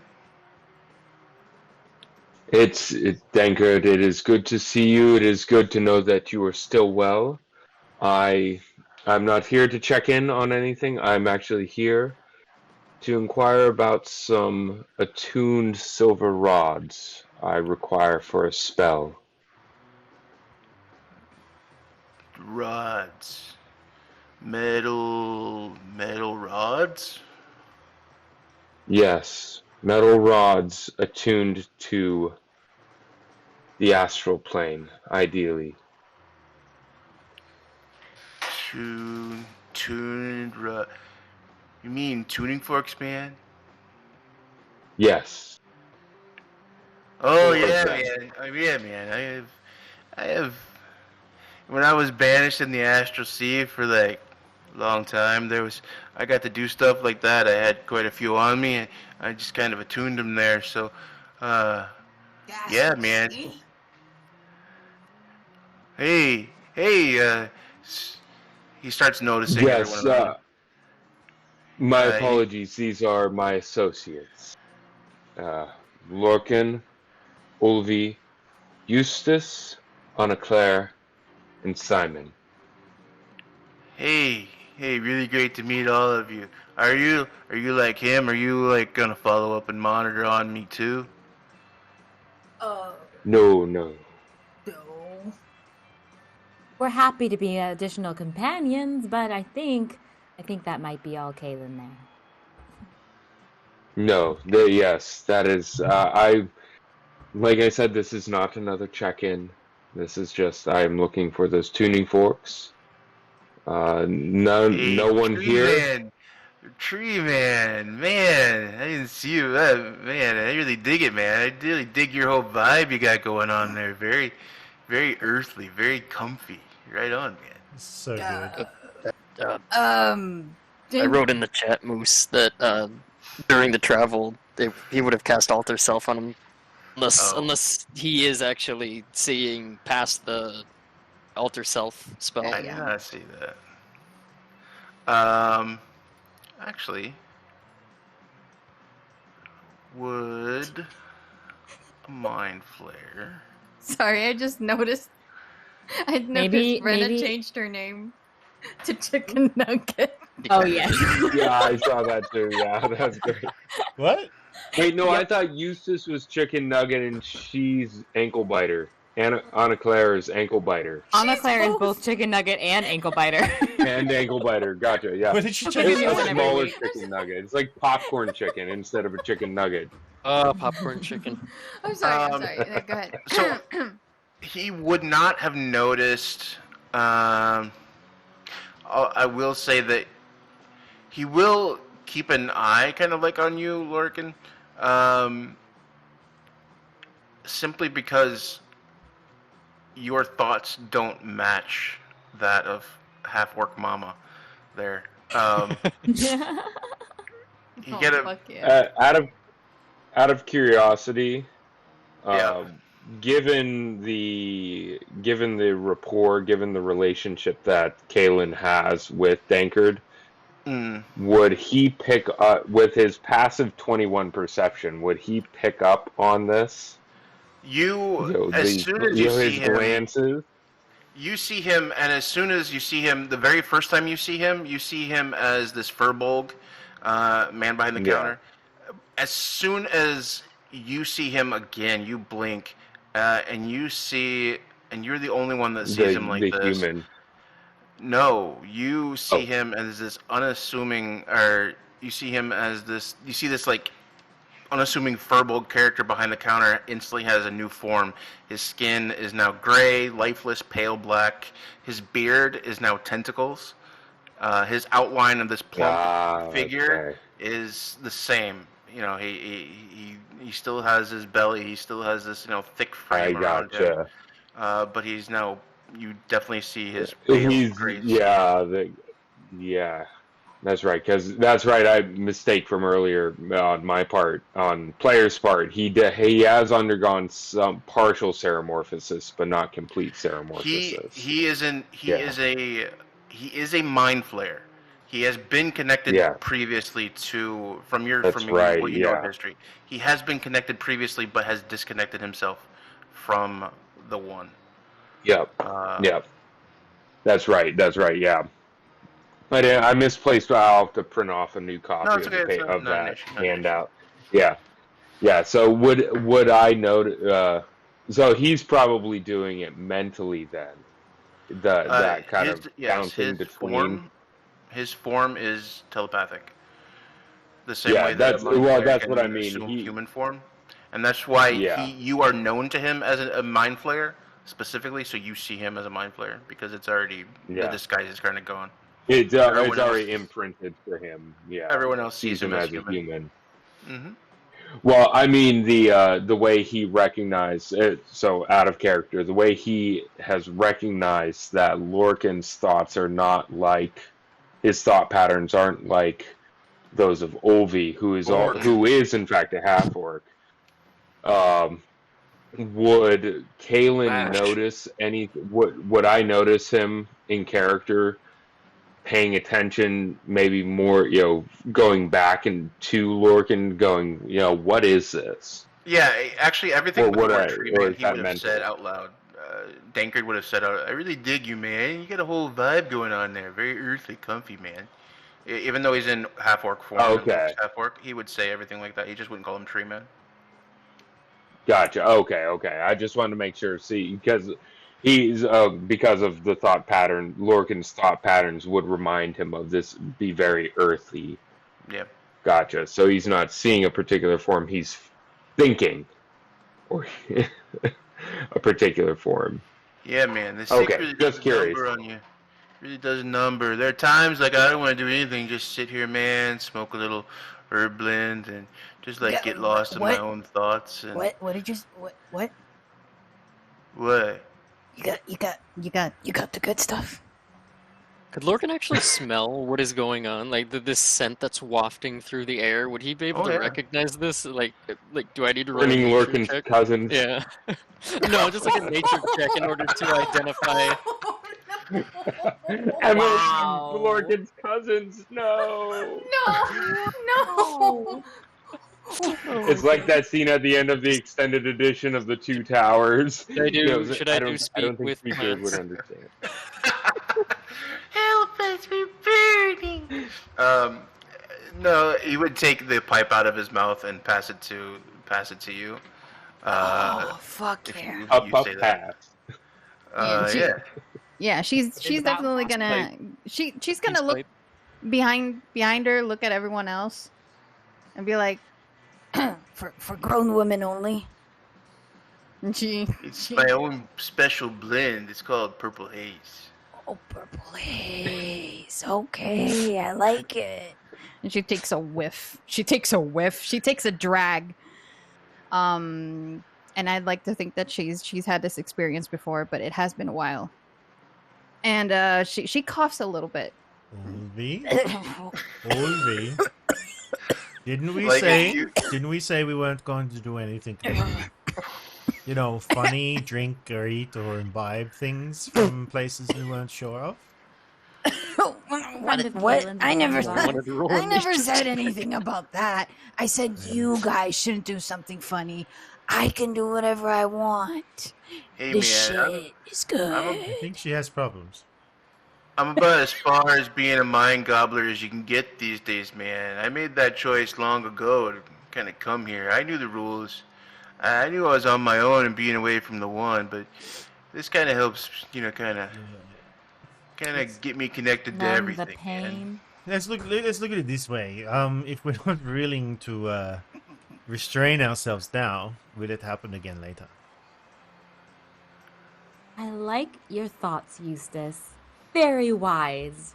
It happens sometimes. And I cherish those few moments. And Ovi would pass the pipe back. They're like, I gotta be careful how much I take, but appreciate the kindness. Yeah, it kind of grabs you by the boo-boo, doesn't it? Oh.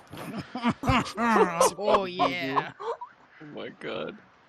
So, Yeah, Lycan would definitely know what this is and already be well established in it. He probably some would have mix- gave Ovi. It's a special blend of his own concoction of Yeah, what's different mind altering. It's all organic. It's all natural.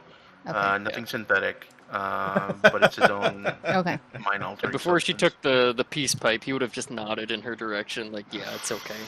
I'm not gonna kill you." I don't like that family anyway. Family Feud. It's like the Hatfields and the McCoys. He just They're tunes out the voices, the screams of the damned, and just Help me! I'm burning. Man. You're from the West. But, no. but anyway, about the tuna fork, whatever the fuck it is. Yes. Tuna, Yes, the tuna there's a fork. dock out there if you want. They have fresh fish all the time out there, man. Oh it's pretty good. shit! Look Yeah, at it's- fish. It's been Yeah, a while it's since pretty we've had fish. What? There's a couple boats that come every. Ulvi, no, please. But focus. You Focus. should. Focus. Yeah. Sorry, that's some strong stuff. Yeah, I can smell it. My head's buzzing. Yes. We said the astral sea. Yeah, man, Yeah, I've been to the Astral Sea a not the couple Oh regular times. no, what have Been you there. done? I don't know. I You spent, just hear like, grand sigh from 2 like, across the years. world. 2 years floated across the Astral Sea at one point. Yeah, but No, focus. Yes, remember that's how we tuning first met. forks, man. That's what I got Focus. in my hand here. I got tuning fork. Yeah, I got eight tuning forks here. How many do you want? If you have 8, I need 4 for the spell, but I will take 8. 4 for the spell, man. That's a lot of tuning forks. It What are you doing with is. What are you doing with it? Just say. Wait, what are you Let's doing just here? say it is. Wait, what's going on? If you're here and you're looking for what's going on? I'm looking for the one. The one? The ones here, man? Again, Tribus? Is he in Silt? I'm here Is to he- wipe out. No, he's not. He's See it? calm. They're He's not. They are not in Silt. No, anchored. calm down. They're not here in Silt. Take We another have puff. an idea of where they might be. And Kalen's holding up his hand, kind of trying to calm him down. Wait. Don't tell me, man. Really, Take man. a hit. Don't tell me. Take I'm a good hit. here. I'm Well, good here. I don't want to be involved, man. I'm good. All right? I just want to sit here. I can solve all of our problems. I can solve your problem for good. Set you free for good. With those tuning forks. These tuning forks. I have reason to believe that the one may be here on this world. And you're going to... Get rid of it. Eliminate it. You're going to send him off to the Astral Sea, aren't you? Where my people can hunt him down. And destroy it. Okay. I'm willing to pay for the tuning rods. Well, that was quick. The tuning forks. No, man. But if these you are- can get... These are my contribution here, man. Here. He puts all 8 on the table. It's my contribution, man. Wow. I'm getting... And I'm happy Kalen here. would look at him and give him a nod. I'm happy here. I want to stay here. If you can help me make that happen, man. That's what I want. Anything for a friend. Man! And hey, Oh my Come god. here, calm man! down. Come here, man! Calm- He walks out from behind. As he gets emotional, all of you see almost flicker from his human form and see this dark skin that should be black but grayed out, almost like it's malnourished. And you see the beard become these tentacles. You know, the beard that's been kind of pushed into braids resembles the tentacles almost exactly, matching where they're at. And you just see a flash of this as he gets really emotional and comes around the counter and tries to go to Kalen. Man, come here, give me just tackles him with a hug. Kalen would do the grabbing one hand, grabbing a hand for a handshake and then putting his arm around his shoulders. The bro hug, if you will. Thanks, man. He would accept it, And then Kalen would hold him back and say, "You are doing well, and I want to make sure I can protect you. And anything I can do to help protect you for good, I will do that." The sick really does a number on you. Like, there's times where I just don't want to do anything. I just want to sit here, man, and smoke my herb blend and just get lost in my own thoughts. And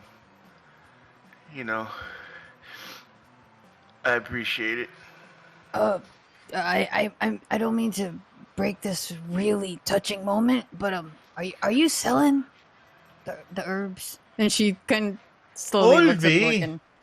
What? It's Oh good. my god. Timing is everything, and you have not got it. Oh, I'm working on it. Just 1 second, my green friend.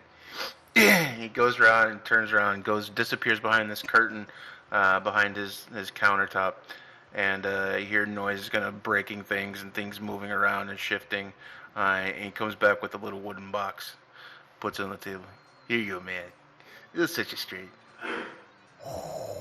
How much? For you, man, you just go take care of those mind gobblers, man. It'll be good. Really? Nah, really? Yeah, it's my pleasure, man.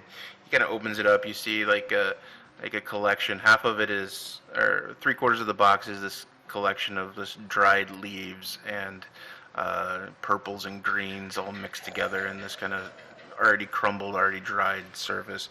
And then on the other one is a little bitty, almost looks like a kazoo, a wooden Puts it in front of you. Okay. I don't know how far we can go on Twitch, but let's say it's a kazoo. Yeah, I'm sorry. Sekiro. I just realized I was laughing, snorting, and I I didn't wasn't know who even that muted. was. I thought I was didn't know who muted. that was. I'm Shut up, dying bro. over here. The internet connection was leaving us again. Zoo kid.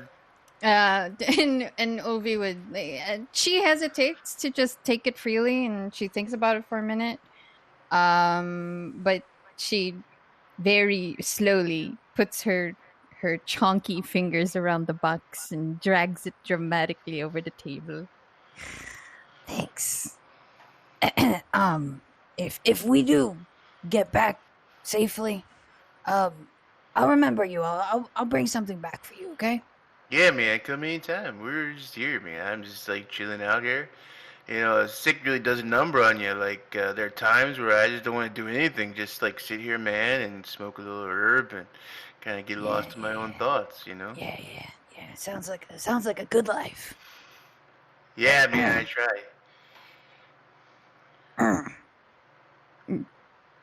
Looks I at would say everyone. if ever you think to retire, Oldie, I'm sure Dankard wouldn't mind an extra set of hands around the shop. Am I right? And he would No, kinda actually, I'm very protective about my privacy, awkwardly man. give a wink.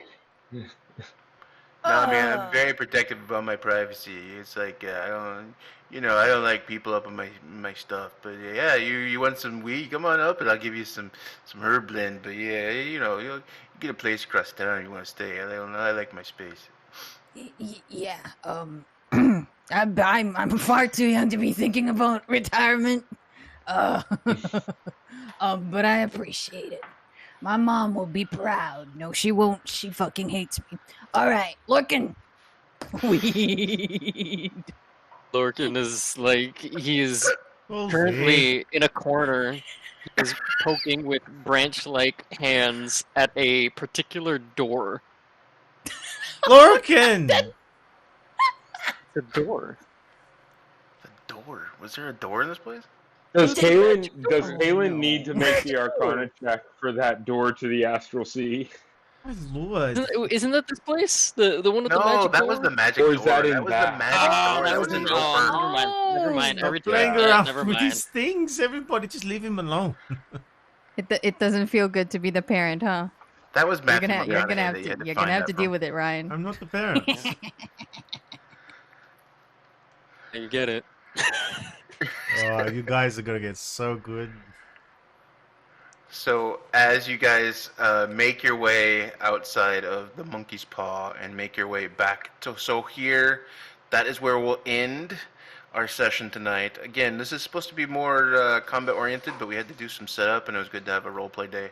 But yeah, from now on, I think assume It's that gonna be rough. Oh yeah. assume that you guys are now Yes. prepared to go into the lion's den. So we'll figure this out. Ventere. Yep. So Oh yeah. Some of us may next not come week. back from this.